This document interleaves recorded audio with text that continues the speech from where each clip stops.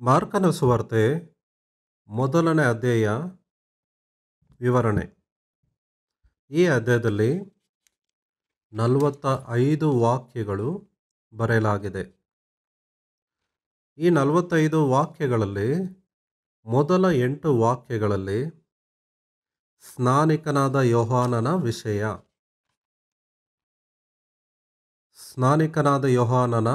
ವಿಷಯ. ಮತ್ತಾಯ ಸುವಾರ್ತೆ 3ನೇ ಅಧ್ಯಾಯದಲ್ಲಿ ಕೂಡ, ಲೂಕನ ಸುವಾರ್ತೆ 3ನೇ ಅಧ್ಯಾಯದಲ್ಲಿ, ಯೋಹಾನನ ಸುವಾರ್ತೆ 1ನೇ ಅಧ್ಯಾಯದಲ್ಲಿ 6ನೇ ವಾಕ್ಯದಿಂದ 34ನೇ ಮಧ್ಯದಲ್ಲಿ ಬರೆಯಲಾಗಿದೆ. ಯೆಶಾಯ ಗ್ರಂಥ 48ನೇ ಅಧ್ಯಾಯದಲ್ಲಿ, ಮಲಾಕಿಯ 3ನೇ ಅಧ್ಯಾಯದಲ್ಲಿ ಕೂಡ ಸ್ನಾನಿಕನಾದ ಯೋಹಾನನ ವಿಷಯ ಬರೆಯಲಾಗಿದೆ. ಎರಡನೇ ಭಾಗ, ಯೇಸು ಸೇವೆಗಾಗಿ ಸಿದ್ಧವಾಗುವಂಥದ್ದು. 9ನೇ ವಾಕ್ಯದಿಂದ 13ನೇ ವಾಕ್ಯದವರೆಗೂ ಕೂಡ ಈ ವಿವರ ಕಾಣುತ್ತದೆ. ಸೇವೆಗಾಗಿ ಯಾವ ರೀತಿಯಾಗಿ ಸಿದ್ಧವಾದನು ಆತನು ಯಾವ ವಿಧವಾಗಿ ಸಿದ್ಧವಾದನು? ಮೊದಲು ದೀಕ್ಷಾಸ್ನಾನ, ಎರಡನೇದು ಸೈತಾನನಿಂದ ಶೋಧಿಸಲ್ಪಡುವುದು, ಅರಣ್ಯಕ್ಕೆ ಹೋಗುವಂಥದ್ದು. ನಂತರ ಯೇಸುವಿನ ಸೇವೆ, ಬೋಧನೆ 14-15ನೇ ವಾಕ್ಯದಲ್ಲಿ ಬರೆಯಲಾಗಿದೆ. ಇದು ಮತ್ತಾಯ ಸುವಾರ್ತೆ 4:12ರಲ್ಲಿ ಕೂಡ, ಲೂಕ 4:14ನೇ ವಾಕ್ಯದಲ್ಲೂ ಕೂಡ ಬರೆಯಲಾಗಿದೆ. ಮಾರ್ಕ ಸುವಾರ್ತೆ ಮೊದಲನೇ ಅಧ್ಯಾಯ 16ರಿಂದ 20ನೇ ವಾಕ್ಯದವರೆಗೂ ಯೇಸು ಪ್ರಥಮ ಶಿಷ್ಯರನ್ನು ಸೇವೆಗಾಗಿ ಮಾಡಿಕೊಂಡದ್ದು. ಮತ್ತಾಯ 4:18, ಲೂಕ 5:8ರಲ್ಲಿ ಕೂಡ ಪೇತ್ರ, ಅಂದ್ರೆಯರನ್ನು ಯೇಸು ಸೇವೆಗಾಗಿ ಕರೆದನು. ಮಾರ್ಕ ಸುವಾರ್ತೆ 1ನೇ ಅಧ್ಯಾಯ 18-20ರ ಮಧ್ಯದಲ್ಲಿ ಯೋಹಾನ, ಯಾಕೋಬ ಇವರ ಕರೆ. ಇದು ಮತ್ತಾಯ 4:21ರಲ್ಲಿ, ಲೂಕ 5:10ನೇ ವಾಕ್ಯದಲ್ಲಿ ಬರೆಯಲಾಗಿದೆ. ಮಾರ್ಕನ ಸುವಾರ್ತೆ ಮೊದಲನೇ ಅಧ್ಯಾಯ 21-22ನೇ ವಾಕ್ಯದಲ್ಲಿ ಯೇಸುವಿನ ಮನೆ ಕಪೆರ್ನೌಮಿಗೆ ಬದಲಾಯಿಸಿದನು. ಮತ್ತಾಯ ಸುವಾರ್ತೆ 4:13, ಲೂಕ ಸುವಾರ್ತೆ 4:31ರಲ್ಲಿ ಕೂಡ ಇದೇ ವಿವರಗಳು ಬರೆಯಲಾಗಿದೆ. ಮಾರ್ಕ ಸುವಾರ್ತೆ 1ನೇ ಅಧ್ಯಾಯ 23ರಿಂದ ಆ ಪರಿಶುದ್ಧ ದುಷ್ಟನನ್ನು ತೊಲಗಿಸುವಂಥ ಕಾರ್ಯ ಅಥವಾ ದುಷ್ಟ ಆತ್ಮವನ್ನು ಬಿಡುಗಡೆ ಮಾಡುವಂಥ ಕಾರ್ಯ. ಮಾರ್ಕ 1:29ರಿಂದ 31ನೇ ವಾಕ್ಯದವರೆಗೂ, ಪೇತ್ರನ ಅತ್ತೆ ಜ್ವರದಲ್ಲಿರುವಾಗ ಯೇಸು ಆಕೆಯ ಮನೆಗೆ ಹೋಗಿ ಆಕೆಯ ಕೈಯನ್ನು ಹಿಡಿದು ಎಬ್ಬಿಸಿದಾಗ ಜ್ವರವು ಆಕೆಯನ್ನು ಬಿಟ್ಟು ಹೋಯಿತು. ಪೇತ್ರನ ಅತ್ತೆ ಗುಣವಾಗುವುದು. ಈ ವಿವರಗಳು ಮತ್ತಾಯ 8:14ರಲ್ಲಿ, ಲೂಕ 4:28ರಲ್ಲಿ ಕೂಡ ಬರೆಯಲಾಗಿದೆ.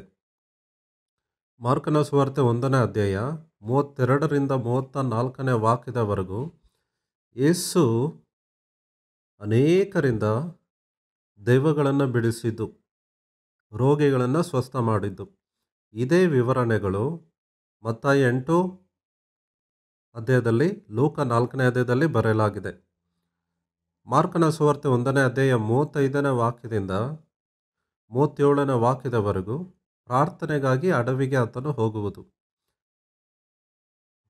38-39 ವಾಕ್ಯಗಳ ಮಧ್ಯದಲ್ಲಿ ಗಲಿಲಾಯಕ್ಕೆ ಆತನ ಮೊದಲ ಪ್ರಯಾಣ.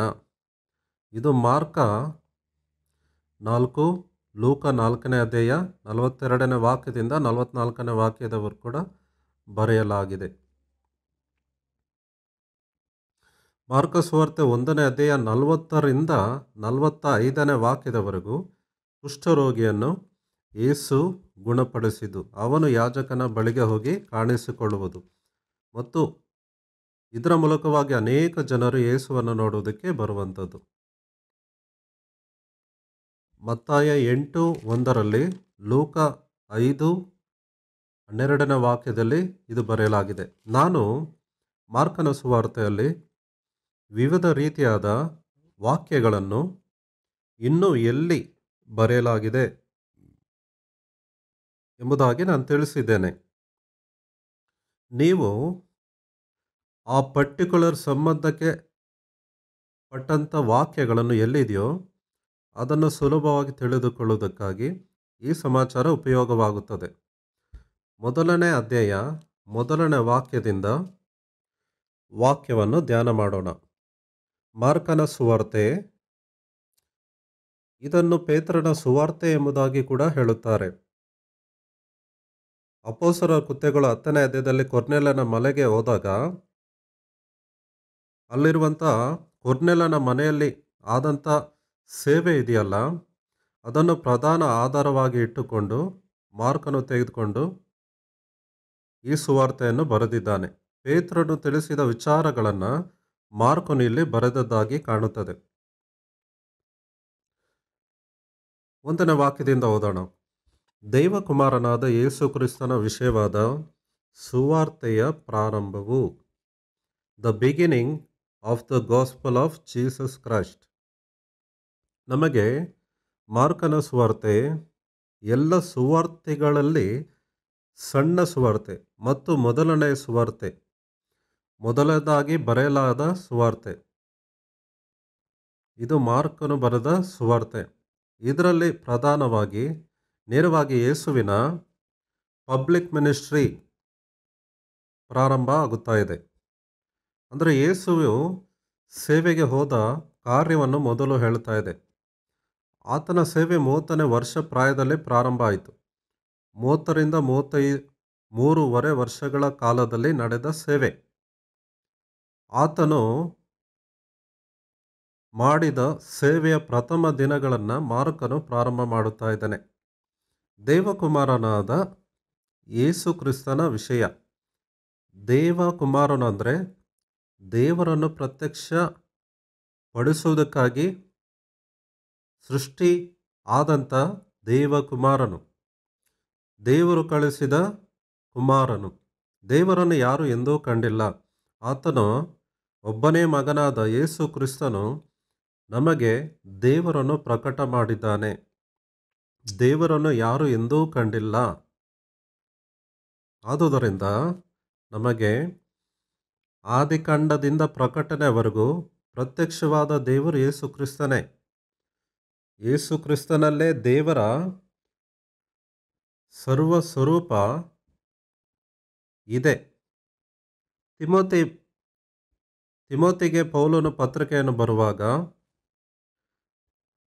ದೇವರು ಯೇಸು ಕ್ರಿಸ್ತನಲ್ಲಿ ವಾಸ ಮಾಡುತ್ತಾ ಇದ್ದಾನೆ ಎಂಬುದಾಗಿ ಬರೆಯುತ್ತಾನೆ. ದೇವರನ್ನು ಎಂದೂ ಯಾರೂ ನೋಡುವುದಕ್ಕಾಗುವುದಿಲ್ಲ. ದೇವರ ಅನಾದಿಕಾಲ ಸಂಕಲ್ಪವನ್ನು ನೆರವೇರಿಸುವುದಕ್ಕಾಗಿ ದೇವರ ವಾಕ್ಯ ನರಾವತಾರ ಎತ್ತಿ ನಮ್ಮ ಮಧ್ಯದಲ್ಲಿ ವಾಸ ಮಾಡಿದನು.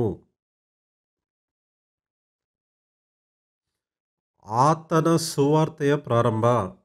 ಸುವಾರ್ತೆ ಅನ್ನುವಂಥ ಪದ ಯೇಸು ಕ್ರಿಸ್ತನಿಗೆ ಸಲ್ಲುತ್ತದೆ.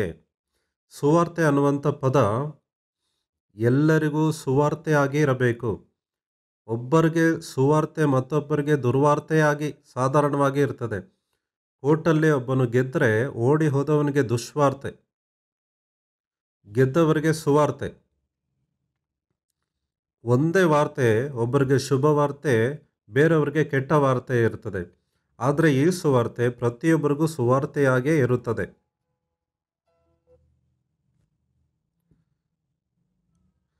ಯೇಸು ಕ್ರಿಸ್ತನ ಸೇವೆ ಪ್ರತಿಯೊಬ್ಬರಿಗಾಗಿ ಆತನು ಮಾಡಿದ್ದು. ಸುವಾರ್ತೆ ಒಬ್ಬ ವ್ಯಕ್ತಿ. ಈ ವಾಕ್ಯ ಏನು ನೆನಪು ಮಾಡುತ್ತದೆ ಅಂದರೆ ದೇವಕುಮಾರನಾದ ಯೇಸು ಕ್ರಿಸ್ತನ ಸುವಾರ್ತೆ, ಯೇಸುವಿನ ಕುರಿತಾಗಿರುವಂಥ ಸುವಾರ್ತೆ. ದೇವಕುಮಾರನಾದ ಯೇಸು ಕ್ರಿಸ್ತನ ವಿಷಯವಾದ ಸುವಾರ್ತೆಯ ಪ್ರಾರಂಭ. ಕ್ರಿಸ್ತನೇ ಸುವಾರ್ತೆ. Good news is a person, not the matter, not the subject. But a person. ಯೇಸು ಕ್ರಿಸ್ತನ ಸುವಾರ್ತೆಯ ಪ್ರಾರಂಭ. ಆತನು ಏನು ಮಾಡಿದ? What he had done to save a man ಅನ್ನುವುದನ್ನು ಹೇಳುತ್ತಿದ್ದಾನೆ. ಅದೇ ಪ್ರಾರಂಭ. ಆತನು 30 ವರ್ಷ ಬರುವವರೆಗೂ ಆತನು ತನ್ನ ತಂದೆ ತಾಯಿಗಳ ನಜರೇತಿನಲ್ಲಿ ಇದ್ದು ಅಧೀನವಾಗಿದ್ದಾನೆ. ಆತನು ಹುಟ್ಟುವಾಗ ಮೊದಲ 12 ವರ್ಷ ಸಮಯ ಬಂದಾಗ ದೇವಾಲಯಕ್ಕೆ ಬಂದು ಆತನು ಶಾಸ್ತ್ರಿಗಳಲ್ಲಿ ಫರಿಸಾಯರೊಟ್ಟಿಗೆ ಮಾತಾಡಿದ ಸಂಗತಿ ಬರೆಯಲಾಗಿದೆ. ನಂತರ 18 ವರ್ಷಗಳು ಸೈಲೆಂಟ್ ಪೀರಿಯಡ್. ಆತನು ಏನು ಮಾಡಿದನೋ ಯಾರಿಗೂ ಗೊತ್ತಿಲ್ಲ. 30 ವರ್ಷ ತುಂಬಿದಾಗ ಕಾಲ ಪರಿಪೂರ್ಣವಾಯಿತು. ಕಾಲವು ಪರಿಪೂರ್ಣವಾಯಿತು. ಇದು ಬಹಳ ಪ್ರಾಮುಖ್ಯವಾದ ಸಂದೇಶ. ಯಾವಾಗ ಪ್ರಾರಂಭ ಆಯಿತು ಈ ಸುವಾರ್ತೆ? ಕಾಲ ಸಂಪೂರ್ಣ ಆದಾಗ ದೇವರು ತನ್ನ ಮಗನನ್ನು ಈ ಲೋಕಕ್ಕೆ ಕಳುಹಿಸಿಕೊಟ್ಟನು. 1ನೇ ಅಧ್ಯಾಯ 14, ಯೋಹಾನ 1:14. ಕಾಲ ಪರಿಪೂರ್ಣ ಆದಾಗ ದೇವರು ತನ್ನ ಸ್ವಂತ ಮಗನನ್ನು ಈ ಲೋಕಕ್ಕೆ ಕಳಿಸಿಕೊಟ್ಟನು. ಸಮಯ ಕಾಲ ಆತನು ತನ್ನ ಸ್ವಾಧೀನದಲ್ಲಿ ಇಟ್ಟುಕೊಂಡು ಅದರ ಸಂಕಲ್ಪವನ್ನು ತಿಳಿಯಪಡಿಸುತ್ತಾ ಇರುತ್ತಾನೆ. ಅದೇ ರೀತಿಯಲ್ಲಿ ಯೇಸು ಕ್ರಿಸ್ತನ ಸುವಾರ್ತೆ ಯಾವ ರೀತಿಯಾಗಿ ಪ್ರಾರಂಭ ಆಯಿತು, ಯಾವ ರೀತಿಯಾಗಿ ರಕ್ಷಣೆ ಕೊಡುವುದಕ್ಕಾಗಿ ಆತನು ಸಂಕಲ್ಪವನ್ನು ನೆರವೇರಿಸಿದ ಅನ್ನುವಂಥ ವಿಷಯವನ್ನು ಹೇಳುತ್ತಾ ಇದ್ದಾನೆ. 2ನೇ ವಾಕ್ಯದಲ್ಲಿ, ಇಗೋ ನನ್ನ ದೂತನನ್ನು ನಿನ್ನ ಮುಂದೆ ಕಳಿಸುತ್ತೇನೆ. ಯೆಶಾಯ ಗ್ರಂಥದಲ್ಲಿ ಇದರ ವಿವರ ನಮಗೆ ಕಾಣುತ್ತದೆ. 40ನೇ ಅಧ್ಯಾಯ 3ನೇ ವಾಕ್ಯದಲ್ಲಿ ಬರೆಯಲಾದ ವಾಕ್ಯ, ಅರಣ್ಯದಲ್ಲಿ ಯೆಹೋವನ ದಾರಿಯನ್ನು ಸರಿಪಡಿಸಿರಿ,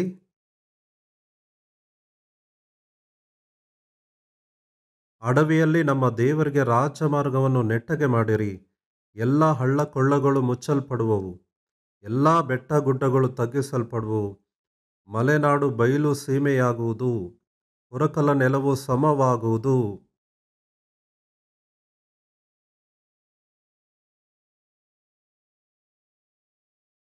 ಎರಡನೇ ವಾಕ್ಯ ಓದ್ಕೊಳ್ಳೋಣ.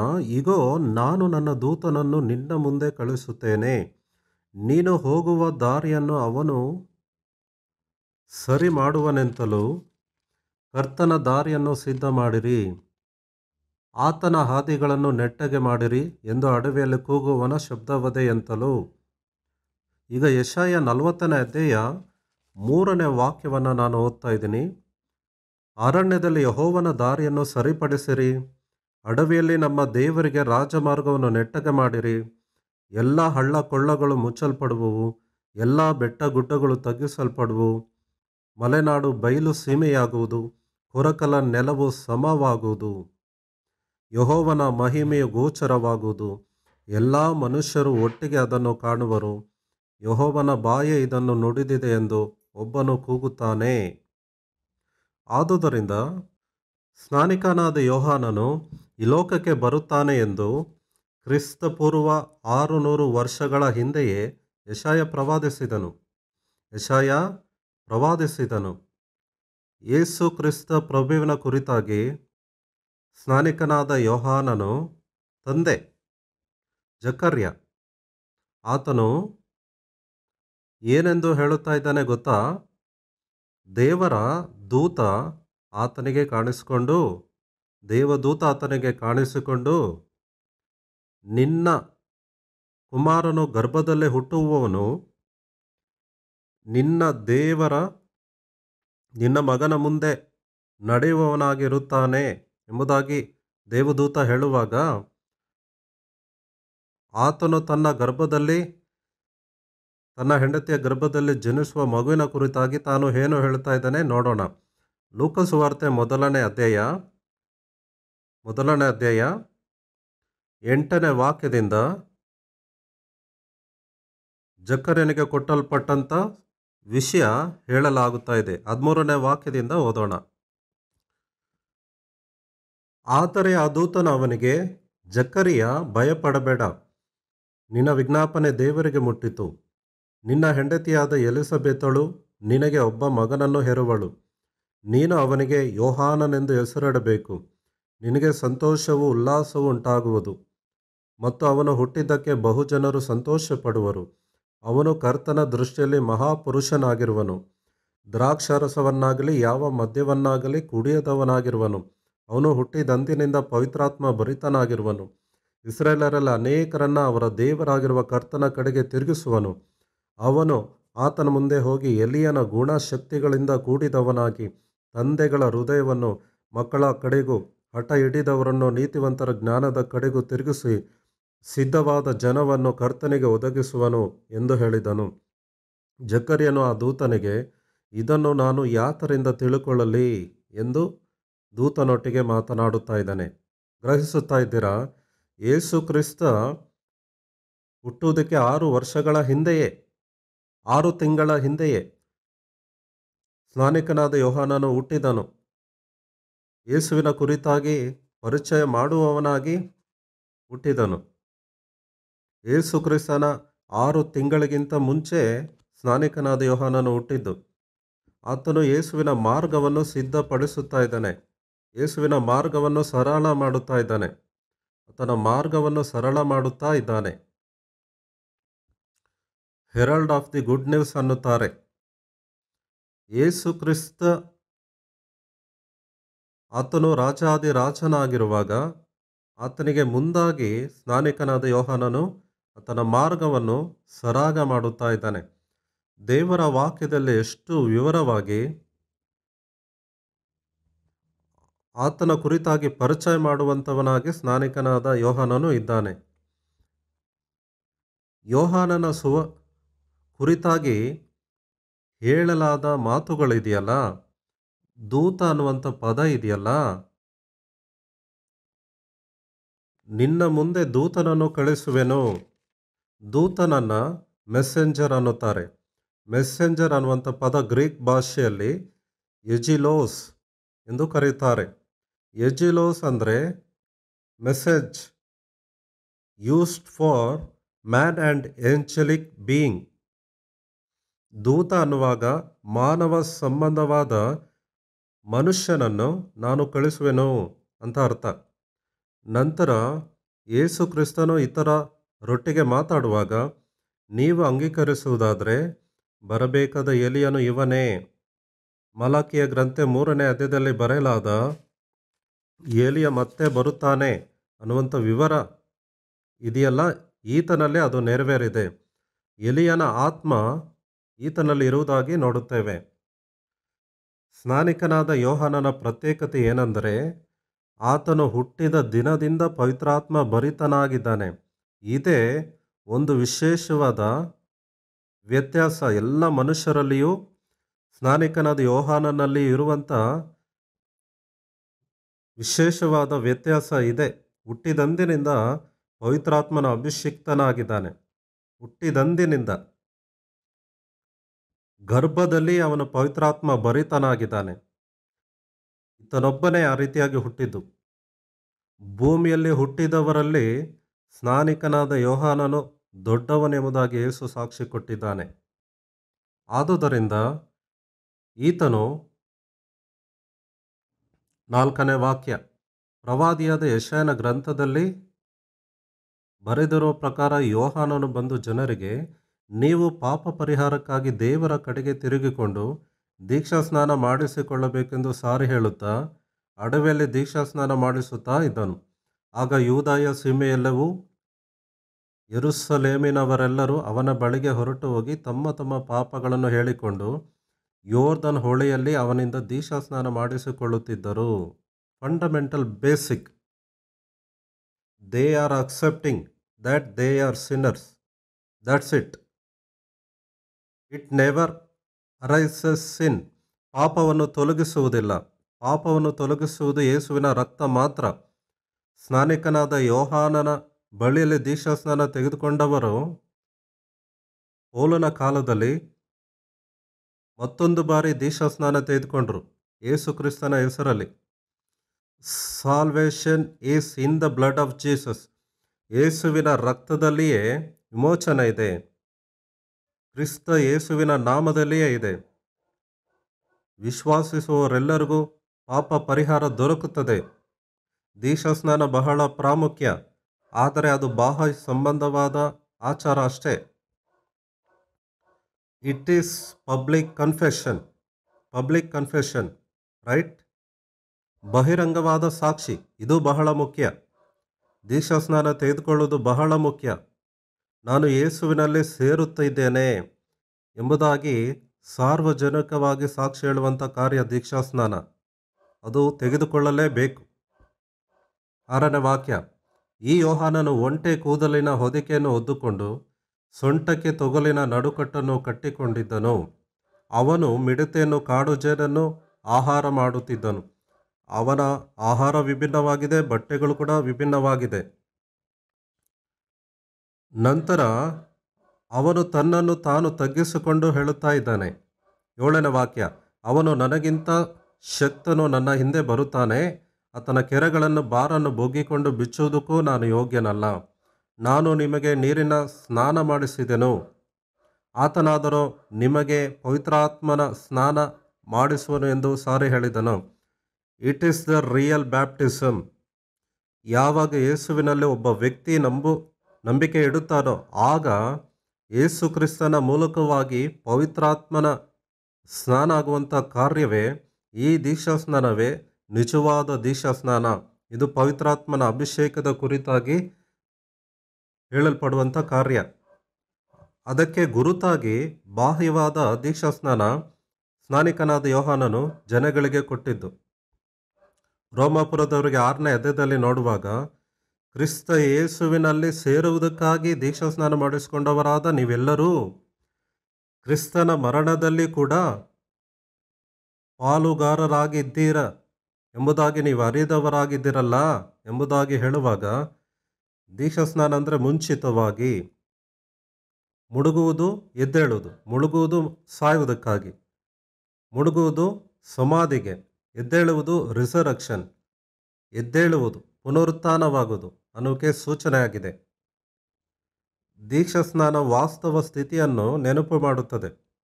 ಪಾಪದ ಪಾಲಿಗೆ ಸಾಯುವುದು, ನೀತಿಗಾಗಿ ಜೀವಿಸುವುದು. ಯೇಸು ಕ್ರಿಸ್ತನಲ್ಲಿ ಸತ್ತು ಯೇಸು ಕ್ರಿಸ್ತನಲ್ಲಿ ಎದ್ದು ಬಂದೆವು. ಇದು ದೀಕ್ಷಾಸ್ನಾನದ ಅರ್ಥ. ಯೇಸುವಿನೊಟ್ಟಿಗೆ ನಾವು ಪಾಪದ ಪಾಲಿಗೆ ಸತ್ತೆವು, ಯೇಸುವಿನೊಟ್ಟಿಗೆ ನೀತಿಗಾಗಿ ಮತ್ತೆ ಜೀವಿಸಿದೆವು, ಮುಳುಗಿದೆವು, ಎದ್ದೆವು. ನಾವು ವಿಶ್ವಾಸಿಸಿದಾಗ ಕ್ರಿಸ್ತನಲ್ಲಿ ಸತ್ತವು ಪಾಪದ ಪಾಲಿಗೆ, ನಂತರ ಕ್ರಿಸ್ತುವಿನಲ್ಲಿ ಎದ್ದು ಬಂದೆವು, ಮರಣವನ್ನು ಜಯಿಸಿದೆವು, ಪಾಪವನ್ನು ಜಯಿಸಿದೆವು. ಹಳೆಯ ಪಾಪ ಸಮಾಧಿ ಮಾಡಲ್ಪಟ್ಟಿತು, ಸತ್ತು ಹೋದೆವು. ಆತನನ್ನು ನಂಬುವುದರ ಮೂಲಕ ನಾವು ಪಾಪದ ಪಾಲಿಗೆ ಸತ್ತು ನೀತಿಗೆ ಎದ್ದು ಆಗಿದ್ದೇವೆ. Because of the sacrifice of Jesus, because of blood of Jesus, because of the redemption of the blood of Jesus we got salvation. ಅದಕ್ಕೆ ಅನ್ನುತ್ತಿದ್ದಾನೆ, ನನ್ನ ಹಿಂದೆ ಬರುವವನು ನನಗಿಂತ ಶಕ್ತನು ನನ್ನ ಹಿಂದೆ ಬರುತ್ತಾನೆ. ಹೇಗೆ ಗೊತ್ತು? ಸ್ನಾನಿಕನಾದ ಯೋಹಾನನಿಗೆ ದೇವರಾತನಿಗೆ ಬಯಲು ಮಾಡಿ ತಿಳಿಸಿ ಪ್ರಕಟಣೆ ಮಾಡಿ ಕಳಿಸಿದ್ದಾನೆ. ಲೋಕಕ್ಕೆ ಇದನ್ನು ನೀನು ತಿಳಿಸಬೇಕೆಂಬುದಾಗಿ ತಿಳಿಸಬೇಕು. ಯೋಹಾನ 1:29 ಸ್ನಾನಿಕನಾದ ಯೋಹಾನನು ಯೇಸುವನ್ನು ನೋಡಿ, ಅಗೋ ಯಜ್ಞಕ್ಕೆ ದೇವರು ನೇಮಿಸಿದ ಕುರಿಮರಿ, ಲೋಕದ ಪಾಪವನ್ನು ನಿವಾರಣೆ ಮಾಡುವಾತನು ಎಂಬುದಾಗಿ ಇಸ್ರೇಲ್ ಜನಗಳಿಗೆ, ಮಾನಸಾಂತರ ಹೊಂದಿದ ಜನಗಳಿಗೆ ಪ್ರಕಟ ಮಾಡುತ್ತಾ ಇದ್ದಾನೆ. ಸ್ನಾನಿಕನಾದ ಯೋಹಾನನು ತನ್ನನ್ನು ತಾನು ತಗ್ಗಿಸಿಕೊಳ್ಳುತ್ತಿದ್ದಾನೆ. ಯೋಹಾನನು ತನ್ನ ಹಿಂದೆ ಬರುವಂಥ ಯೇಸು ಕ್ರಿಸ್ತನನ್ನು ಘನಪಡಿಸುತ್ತಿದ್ದಾನೆ. ತಾನು ಒಬ್ಬ ಶಬ್ದವಾಗಿದ್ದಾನೆ, ಯೇಸುವಿನ ಕುರಿತಾಗಿ ತಿಳಿಸುವಂಥ ಶಬ್ದ. ಆತನ ಕೆರಗಳ ಬಾರನ್ನು ಬೊಗ್ಗಿಕೊಂಡು ಬಿಚ್ಚುವುದಕ್ಕೂ ನಾನು ಯೋಗ್ಯನಲ್ಲ. ಯೇಸುವಿನ ಮಹಿಮೆ ಎಷ್ಟು ದೊಡ್ಡದೋ ನಾವು ತಿಳಿಯಬಹುದು. ಸ್ನಾನಿಕನಾದ ಯೋಹಾನನು ಎಲ್ಲ ಮನುಷ್ಯರಲ್ಲಿ ಬಹಳ ಉನ್ನತವಾದ ವ್ಯಕ್ತಿ ಎಂಬುದಾಗಿ ಯೇಸು ಕ್ರಿಸ್ತನೇ ಹೇಳಿದ್ದಾನೆ. ಅವನು ತನ್ನನ್ನು ತಗ್ಗಿಸಿಕೊಂಡು ಯೇಸುವನ ನಾಮವನ್ನು ಮಹಿಮೆ ಪಡಿಸುತ್ತಿದ್ದಾನೆ. ಅವನು ಏನು ಹೇಳಿದ್ದಾನೆ ಅದು ಅವನಿಗೆ ಪರಲೋಕದಲ್ಲಿ ಪ್ರಕಟವಾದ ಸಂಗತಿ. ಅವನು ಪರಲೋಕದಲ್ಲಿ ಕಣ್ಣಾರೆ ಕಂಡಂಥ ಸಂಗತಿ, ಸತ್ಯದ ಸಂಗತಿಯನ್ನು ದೇವರಿಂದ ಪ್ರಕಟೆಯನ್ನು ಹೊಂದಿದವನಾಗಿ ಜನಗಳಿಗೆ ಯೇಸುವಿನ ಕುರಿತಾಗಿ ಪ್ರಕಟ ಮಾಡುತ್ತಾ ಇದ್ದಾನೆ. ದಾಸನ ಸ್ವಭಾವವನ್ನು ಸ್ನಾನಿಕನಾದ ಯೋಹಾನನು ಧರಿಸಿದ. ಈ ಲೋಕದಲ್ಲಿ ಸರ್ವ ಅಧಿಕಾರಿ ಹೊಂದಿದಂಥ ಆತನು ತನ್ನನ್ನು ತಗ್ಗಿಸಿಕೊಂಡನು. ಯೇಸು ಕ್ರಿಸ್ತನು ತನ್ನ ಶಿಷ್ಯರ ಪಾದಗಳನ್ನು ಕೂಡ ಆತನು ತೊಳೆದನು. ನಾವು ದೇವರಿಂದ ಕಳಿಸಲ್ಪಟ್ಟಿರುವುದಾದರೆ ಯೇಸುವಿನ ಮುಂದೆ ನಮ್ಮನ್ನು ನಾವೇ ತಗ್ಗಿಸಿಕೊಳ್ಳಬೇಕು. ಯೇಸು ಅದನ್ನೇ ನಮಗೆ ಮಾದರಿಯಾಗಿ ತೋರಿಸಿದ್ದಾನೆ. 8ನೇ ವಾಕ್ಯ, ನಾನು ನಿಮಗೆ ನೀರಿನ ಸ್ನಾನ ಮಾಡಿಸಿದೆನು, ಆತನಾದರೋ ನಿಮಗೆ ಪವಿತ್ರಾತ್ಮದ ಸ್ನಾನ ಮಾಡಿಸುವನು ಎಂದು ಸಾರಿ ಹೇಳಿದನು. ಮೆಸ್ಸಿಯನು ಯೇಸು ಕ್ರಿಸ್ತನೇ, ಆತನೇ ಪವಿತ್ರಾತ್ಮದ ಸ್ನಾನ ಮಾಡಿಸುವಾತನು. When you believe him you will receive the baptism of the Holy Spirit. ಪವಿತ್ರಾತ್ಮನ ಅಭಿಷೇಕ ಆತನೇ ನಿಮಗೆ ಅನುಗ್ರಹ ಮಾಡುತ್ತಾನೆ. 9ನೇ ವಾಕ್ಯ, 9-10ನೇ ವಾಕ್ಯದಲ್ಲಿ ದೀಕ್ಷಾಸ್ನಾನ ತೆಗೆದುಕೊಳ್ಳಕ್ಕಾಗಿ ಬಂದನು. ಯೋಹಾನ ಸುವಾರ್ತೆಯಲ್ಲೂ ಕಾಣುತ್ತದೆ ಇದು. ಆ ದಿನಗಳಲ್ಲಿ ಯೇಸು ಗಲಿಲಾಯ ಸೀಮೆಗೆ ಸೇರಿದ ನಜರೇತೆಂಬ ಊರಿನಿಂದ ಬಂದು ಯೋರ್ದನ್ ಹೊಳೆಯಲ್ಲಿ ಯೋಹಾನನಿಂದ ಸ್ನಾನ ಮಾಡಿಸಿಕೊಂಡನು.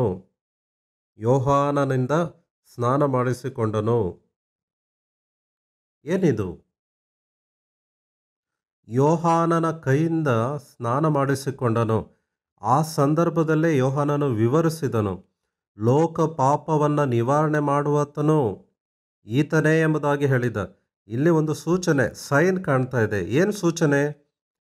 ಯಾರ ಮೇಲೆ ಪವಿತ್ರಾತ್ಮನ ಅಭಿಷೇಕ ಇಳಿದು ಬರುತ್ತದೋ ಪಾರಿವಾಳ ರೂಪದಲ್ಲಿ, ಆತನೇ ಸ್ನಾನಿಕನಾದ ಯೋಹಾನನು ಯಜ್ಞದ ಕುರಿ ಎಂಬುದಾಗಿ ತಿಳಿಯುವ ಹಾಗೆ ಒಂದು ಸೈನ್ ಕೊಡಲಾಗಿದೆ.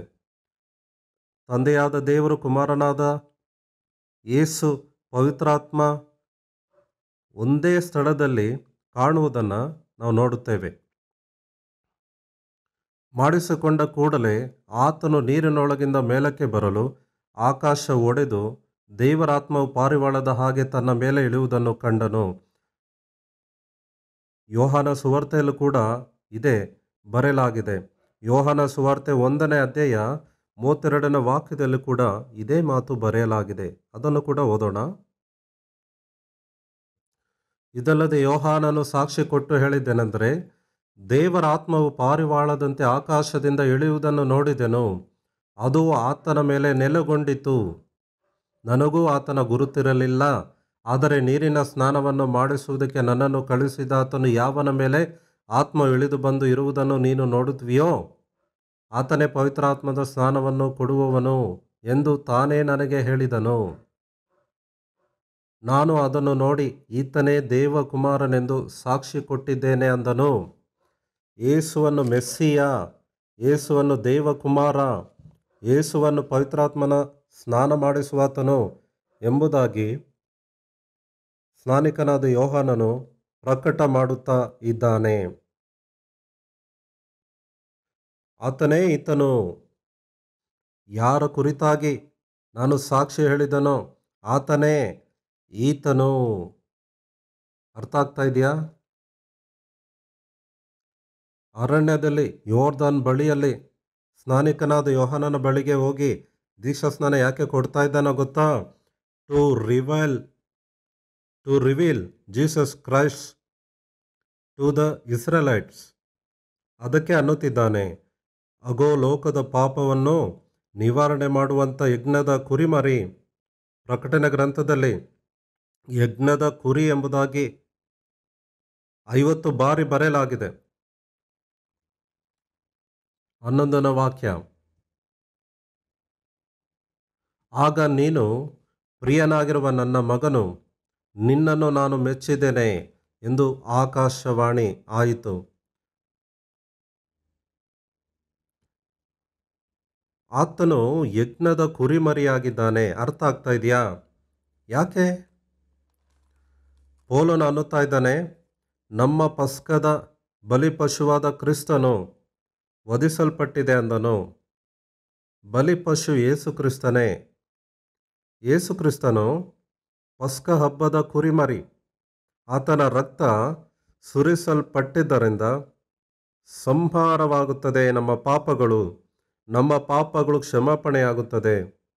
ಯೇಸು ಕ್ರಿಸ್ತನನ್ನು ನಂಬಿದವರಿಗೆ ಮರಣವಿಲ್ಲ. ಈ ಕ್ರಿಸ್ತನಲ್ಲಿ ಇರುವವರಿಗೆ ಅಪರಾಧ ನಿರ್ಣಯವು ಇಲ್ಲವೇ ಇಲ್ಲ. Their sins were forgiven even before they committed sin, even before they were born. ಹುಟ್ಟುವುದಕ್ಕಿಂತ ಮುಂಚೆಯೇ ದೇವರವರಿಗೆ ಪರಿಹಾರವನ್ನು ಉಂಟು ಮಾಡಿದ್ದಾನೆ.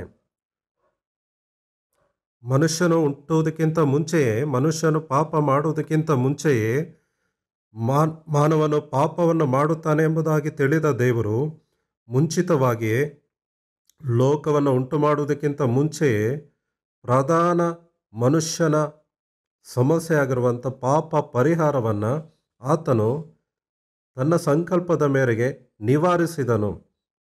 ಅದರ ಪರಿಹಾರಕ್ಕಾಗಿ ತನ್ನ ಮಗನಾದ ಯೇಸುವಿನ ರಕ್ತವನ್ನು ಸುರಿಸುವಂತೆ ಮಾಡಿದನು. ಅರ್ಥ ಮಾಡಿಕೊಳ್ಳಿ. ಆತನು ನೀರಿನೊಳಗಿಂದ ಮೇಲಕ್ಕೆ ಬರಲು ಆಕಾಶ ಒಡೆದು ದೇವರಾತ್ಮ ಪಾರಿವಾಳದ ಹಾಗೆ ತನ್ನ ಮೇಲೆ ಇಳುವುದನ್ನು ಕಂಡನು. ಆಗ ನೀನು ಪ್ರಿಯನಾಗಿರುವ ನನ್ನ ಮಗನು, ನಿನ್ನನ್ನು ನಾನು ಮೆಚ್ಚಿದ್ದೇನೆ ಎಂದು ಆಕಾಶವಾಣಿಯಾಯಿತು. ಈ ಆಕಾಶವಾಣಿ ಸರ್ವಶಕ್ತನಾದ ದೇವರ ಆಕಾಶವಾಣಿ, ಸರ್ವಶಕ್ತನಾದ ದೇವರ ಸಾಕ್ಷಿ, ಯೇಸುವಿನ ಕುರಿತಾಗಿ ಇರುವಂಥ ಸಾಕ್ಷಿ, ಯೇಸುವನ್ನು ತನ್ನ ಮಗನು ಎಂಬುದಾಗಿ ಹೇಳಿಕೊಳ್ಳುವಂಥ ಸಾಕ್ಷಿ. ಇದು ಮೊದಲ ಬಹಿರಂಗ ಸಾಕ್ಷಿ. ಜನಗಳ ಮುಂದೆ ಪ್ರತ್ಯಕ್ಷವಾಗಿ ಹೇಳುವಂಥ ಸಾಕ್ಷ್ಯ. ನಂತರ ಆತನು ಸೇವೆಗೆ ಬರುವುದಕ್ಕೆ ಮೊದಲು ದೀಕ್ಷಾಸ್ನಾನ ಮತ್ತು ದೇವರ ಸೇವೆ ಎರಡರ ಮಧ್ಯದಲ್ಲಿ ಯೇಸು ಪರೀಕ್ಷಿಸಲ್ಪಟ್ಟನು ಬೈ ದ ಸ್ಪಿರಿಟ್. ಪರಿಶುದ್ಧಾತ್ಮ ದೇವರು ಪರಿಶೋಧನೆಗೆ ಒಪ್ಪಿಸಿದನು, ಶೋಧಿಸಲ್ಪಟ್ಟನು. ಸೈತಾನನಿಗೆ ಸಮಯವನ್ನು ಕೊಟ್ಟನು. ಸೈತಾನನು ಪರೀಕ್ಷಿಸುತ್ತಿದ್ದಾನೆ, ಯೇಸುವನ್ನು ಶೋಧಿಸುತ್ತಿದ್ದಾನೆ. 3 ಶೋಧನೆಗಳು. ಮತ್ತಾಯ ಸುವಾರ್ತೆಯಲ್ಲಿ 3 ಪರೀಕ್ಷೆಗಳು ವಿಧ ವಿಧವಾಗಿ ಕಾಣುತ್ತದೆ. ಆದರೆ ಮಾರ್ಕನ ಸುವಾರ್ತೆಯಲ್ಲಿ 2 ವಿಷಯಗಳನ್ನು ತಿಳಿಸಿದ್ದಾನೆ ಅಷ್ಟೇ. ಯೇಸು 40 ದಿನಗಳ ಅಡವಿಯಲ್ಲಿ ಉಪವಾಸದಿಂದ ನೀರಿಲ್ಲದೆ ಶೋಧಿಸಲ್ಪಡುತ್ತಿದ್ದಾನೆ. 40 ದಿನಗಳ ನಂತರ ಭೌತಿಕವಾಗಿ ಬಲಹೀನವಾಗಿರುವಾಗ ಸೈತಾನನಿಂದ ಶೋಧಿಸಲ್ಪಡುತ್ತಿದ್ದಾನೆ. ನೋಡಿ, ತೀವ್ರವಾದ ಹಸಿವು, ತೀವ್ರವಾದ ದಾಹ ಇರುವಾಗ ಹಸಿವು ದಾಹ ತೀರಿಸಲ್ಪಡುವ ಒಂದು ಈಸಿ ಸೊಲ್ಯೂಷನ್, ಅನ್ಎಥಿಕಲ್, ಅನ್ಡಿವೈನ್ ಪ್ರಾಸೆಸ್ಸನ್ನು ಸೈತಾನನು ಕೊಡುತ್ತಾ ಇದ್ದಾನೆ. ನೀನು ದೇವಕುಮಾರನಾಗಿದ್ದರೆ ಕಲ್ಲುಗಳನ್ನು ರೊಟ್ಟಿ ಮಾಡಿಕೊಂಡು ತಿನ್ನು. ಆದುದರಿಂದ ಆತನ ಅವಶ್ಯಕತೆಗಳ ಕುರಿತಾಗಿ ಸೈತಾನನು ಶೋಧಿಸುತ್ತಿದ್ದಾನೆ. ಆತನಿಗೆ ಯಾವ ಅವಶ್ಯಕತೆ ಇದೆಯೋ ಅದರ ಮೇಲೆ ಆತನಿಗೆ ಶೋಧನೆ ಕೊಡುತ್ತಿದ್ದಾನೆ. ಆದರೆ ಯೇಸು ಅದನ್ನು ಜಯಿಸಿದನು. ವಾಕ್ಯದಿಂದ ಸೈತಾನನು ಜಯಿಸುತ್ತಾ ಬಂದನು. ಯೇಸು ವಾಕ್ಯದಿಂದ ಸೈತಾನನ ಜಯಿಸಿದನು. ವಾಕ್ಯದಿಂದಲೇ ಉತ್ತರ ಕೊಟ್ಟನು. ಶೋಧನೆ ಸಹಿಸುವುದಕ್ಕಾಗಿ ವಾಕ್ಯ ಬೇಕು. ದೇವರ ವಾಕ್ಯದಿಂದ ನೀನು ತುಂಬಲ್ಪಡುವುದಾದರೆ ಸೈತಾನನನ್ನು ಜಯಿಸುವುದಕ್ಕಾಗಿ ವಾಕ್ಯವೇ ನಿನಗೆ ಆಧಾರವಾಗಿರುತ್ತದೆ. ವಾಕ್ಯ ನಿನಗೆ ಖಡ್ಗವಾಗಿ ಉಪಯೋಗಿಸಲ್ಪಡುತ್ತದೆ. ಕೂಡಲೇ ಯೇಸು ದೇವರಾತ್ಮ ಪ್ರೇರಿತನಾಗಿ ಅಡವಿಗೆ ಹೋದನು. ಪವಿತ್ರಾತ್ಮ ಪ್ರೇರಿತನಾಗಿ ಅಡವಿಗೆ ಹೋದನು. ತೆಗೆದುಕೊಂಡು ಹೋಗಿದ್ದಲ್ಲ, ಪವಿತ್ರಾತ್ಮ ಪ್ರೇರಿತನಾಗಿ ಅಡವಿಗೆ ಹೋದನು. ಗ್ರಹಿಸುತ್ತಾ ಇದ್ದೀರಾ? ಪ್ರೇರಿತನಾಗಿ ಹೋದನು. ಇದು ದೇವರ ಆತ್ಮನ ಚಿತ್ತದ ಮೇರೆಗೆ ನಡೆದದ್ದಾಗಿ ಕಾಣುತ್ತದೆ. ಆತನು 40 ದಿವಸ ಅಡವಿಯಲ್ಲಿ ಮೃಗಗಳೊಂದಿಗೆ ಇದ್ದು ಸೈತಾನನಿಂದ ಶೋಧಿಸಲ್ಪಡುವವನಾದನು. ದೇವದೂತರು ಆತನಿಗೆ ಉಪಚಾರ ಮಾಡಿದರು. ಆ ಸಮಯದಲ್ಲಿ ಭೌತಿಕ ಹೊರಗಡೆ ಇರುವಂಥ ಸಂಭವ ಏನಂದರೆ, ಸ್ನಾನಿಕನಾದ ಯೋಹಾನನು ಸೆರೆಗೆ ಒಯ್ಯಲ್ಪಡುವುದು. ಸ್ನಾನಿಕನಾದ ಯೋಹಾನನು ಸೆರೆಗೆ ಬಿದ್ದ ಮೇಲೆ ಯೇಸು ಗಲಿಲಾಯ ಸೀಮೆಗೆ ಬಂದು ತನ್ನ ಸೇವೆಯನ್ನು ಪ್ರಾರಂಭ ಮಾಡುತ್ತಾ ಇದ್ದಾನೆ. ಈ ಸ್ಟಾರ್ಟೆಡ್ ಇಸ್ ಪಬ್ಲಿಕ್ ಮಿನಿಸ್ಟ್ರಿ. ಬಹಳ ಸಮಯದಲ್ಲಿ ನಾವು ಈ ದಿನಗಳಲ್ಲಿ ಯಾವುದಾದ್ರೂ ಒಂದು ಪಾಸ್ಟರನ್ನು ಅರೆಸ್ಟ್ ಮಾಡುವಾಗ, ಹಿಂಸೆ ಮಾಡುವಾಗ ಬೇಗ ಪ್ರೊಟೆಕ್ಟ್ ಮಾಡುವುದಕ್ಕಾಗಿ ನಾವು ಹೋಗ್ತೇವೆ. ಯೇಸು ಪ್ರೊಟೆಕ್ಟ್ ಮಾಡಲಿಲ್ಲ, ನೋಡುವುದಕ್ಕಾಗಿ ಕೂಡ ಹೋಗಲಿಲ್ಲ. ಹೋಗುವುದಕ್ಕೆ ಆತನು ಮನಸ್ಸು ಮಾಡದೆ ಅಥವಾ ಹೋಗದೆ ಸುವಾರ್ತೆಯನ್ನು ಪ್ರಾರಂಭ ಮಾಡಿದನು. ಅಲ್ಲಿವರೆಗೂ ಸ್ನಾನಿಕನಾದ ಯೋಹಾನನ ಕತ್ತು ಕಡಿಯಲ್ಪಡುತ್ತದೆ ಎಂಬುದಾಗಿ ಗೊತ್ತಿರುವಂಥ ಯೇಸು ತನ್ನ ಸೇವೆಯನ್ನು ಪ್ರಾರಂಭ ಮಾಡಿದನು. ಕಾಲವನ್ನು, ಸಮಯಗಳನ್ನು ದೇವರ ಮಕ್ಕಳು ಅರಿತುಕೊಳ್ಳಬೇಕು, ಅರ್ಥ ಮಾಡಿಕೊಳ್ಳಬೇಕು. 21ನೇ ಶತಮಾನದಲ್ಲಿ ಡೆಮೊಕ್ರಾಟಿಕ್ ಕಂಡೀಷನ್ ಮಧ್ಯದಲ್ಲಿ ನಮ್ಮ ಆಲೋಚನೆಗಳು ವಿಭಿನ್ನವಾಗಿರುತ್ತದೆ. ದೇವರ ಚಿತ್ತವನ್ನು ನಾವು ಅರಿಯಬೇಕು. Why God has called you. You need to understand how to start your work, when to start your work. You need to recognise it. This is the right time for you to start your work. ಪರಿಸ್ಥಿತಿಗಳೆಲ್ಲ ನೋಡುವಾಗ ಇದೇ ಅನುಕೂಲವಾದ ಸಮಯ, ಇದೇ ರಕ್ಷಣೆ ದಿನ, ಈಗಲೇ ಪ್ರಾರಂಭ ಮಾಡ್ರಿ ಸೇವೆಯನ್ನು. ಯಾವುದಕ್ಕಾಗಿ ನೋಡುವಂಥ ಅವಶ್ಯಕತೆ ಇಲ್ಲ. ಯೇಸು ಸೆರೆಗೆ ಬಿದ್ದ ಮೇಲೆ ಯೇಸು ಗಲಿಲಾಯ ಸೀಮೆಗೆ ಬಂದು ಕಾಲ ಪರಿಪೂರ್ಣವಾಯಿತು, ದೇವರ ರಾಜ್ಯವು ಸಮೀಪಿಸಿತು, ದೇವರ ಕಡೆಗೆ ತಿರುಗಿಕೊಂಡು ಸುವಾರ್ತೆಯನ್ನು ನಂಬಿರಿ ಎಂದು ದೇವರ ಸುವಾರ್ತೆಯನ್ನು ಸಾರಿ ಹೇಳಿದನು. ಗಲಿಲಾಯಕ್ಕೆ ಬಂದು ಹೇಳಿದನು. ಗಲಿಲಾಯನು ಎಂಬುದಾಗಿ ಆತನ ಹೆಸರು ಬರೆಯಲ್ಪಟ್ಟಿದೆ. ಮಾರ್ಕನ ಸುವಾರ್ತೆ 1ನೇ ಅಧ್ಯಾಯ 16ನೇ ವಾಕ್ಯದಿಂದ 20ನೇ ವಾಕ್ಯದವರೆಗೂ ಇರುವಂಥ ವಾಕ್ಯ ಭಾಗವನ್ನು ನೋಡೋಣ. ಯೇಸು ಕ್ರಿಸ್ತ ಪ್ರಭುವಿನ 12 ಮಂದಿ ಶಿಷ್ಯರಲ್ಲಿ ಆತನು 4 ಶಿಷ್ಯರನ್ನು ಕರೆ ಇಲ್ಲಿ ಕಾಣುತ್ತದೆ. ಯೇಸು ಅವರು ಮಾರ್ಕ ಸುವಾರ್ತೆ 1ನೇ ಅಧ್ಯಾಯದಿಂದ 4 ದಿಕ್ಕುಗಳಿಂದ ಪ್ರಜೆಗಳು ಆತನನ್ನು ಹೂಡಿಕೊಂಡು ಬರುತ್ತಾ ಇದ್ದರು ಎಂಬುದಾಗಿ ಒಂದು ವಾಕ್ಯ ಹೇಳ್ತದೆ. 28ನೇ ವಾಕ್ಯದಲ್ಲಿ ಆತನ ಸುದ್ದಿಯು ಗಲಿಲಾಯ ಸೀಮೆಯಲ್ಲಿ ಕೂಡಲೇ, ಆತನ ಸುದ್ದಿಯು ಗಲಿಲಾಯ ಸೀಮೆಯಲ್ಲಿ ಎಲ್ಲೆಲ್ಲಿಯೂ ಹಬ್ಬಿತು. ಈ ಎರಡನ್ನು ಒಂದು ಬಾರಿ ಆಲೋಚಿಸಿರಿ. ಆತನ ಕೀರ್ತಿ ಗಲಿಲಾಯ ಪ್ರಾಂತ್ಯವೆಲ್ಲ ಹಬ್ಬಿತು. 4 ದಿಕ್ಕುಗಳಿಂದಲೂ ಜನರು ಆತನ ಬಳಿಗೆ ಬರುತ್ತಾ ಇದ್ದರು.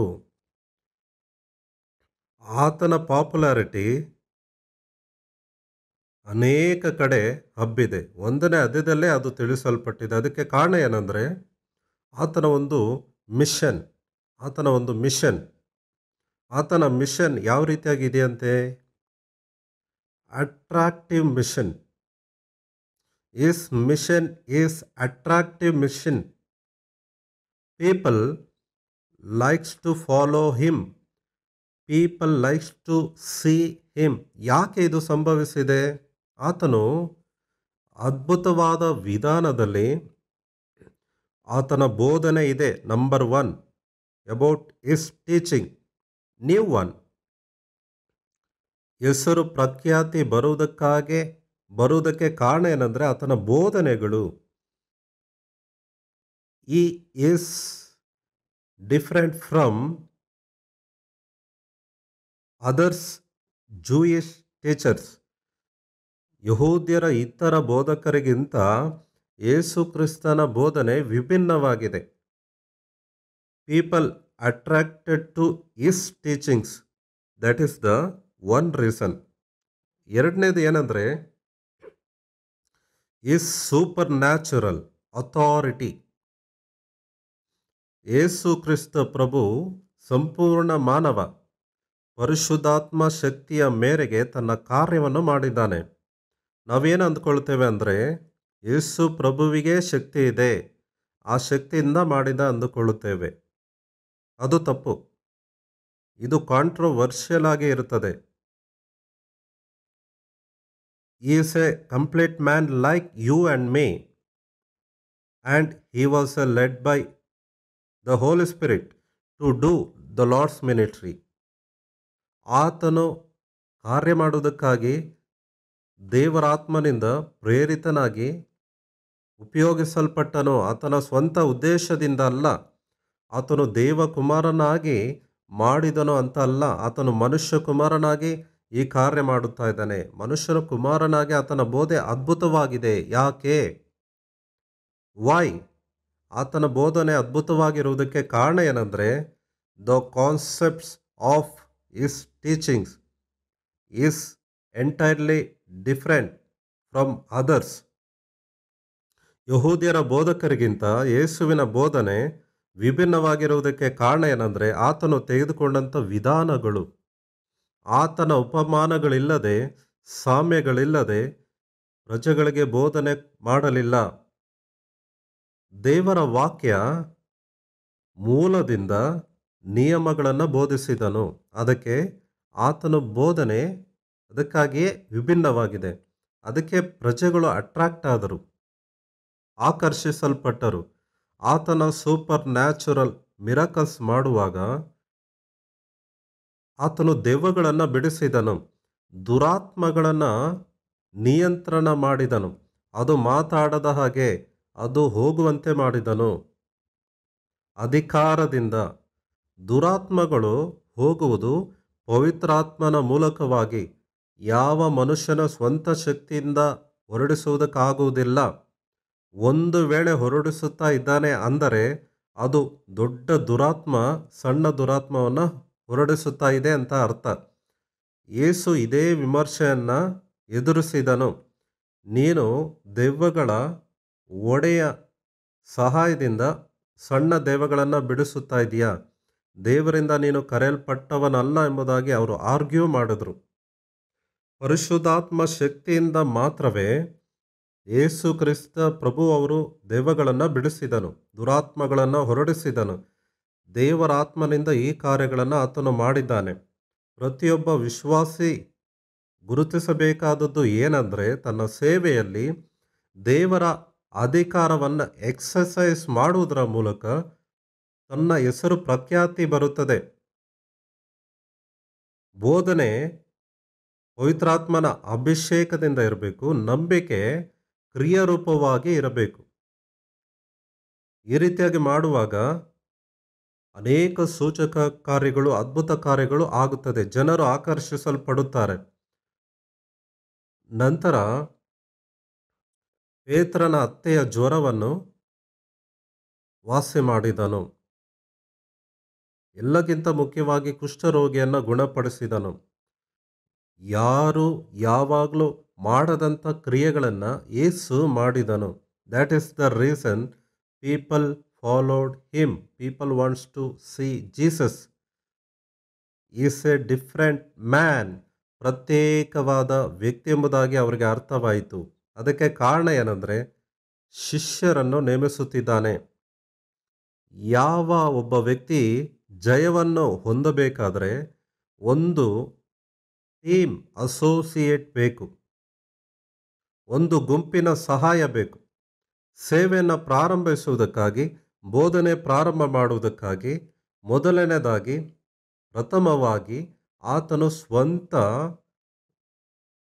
ಗುಂಪನ್ನು ನೇಮಿಸಿದನು.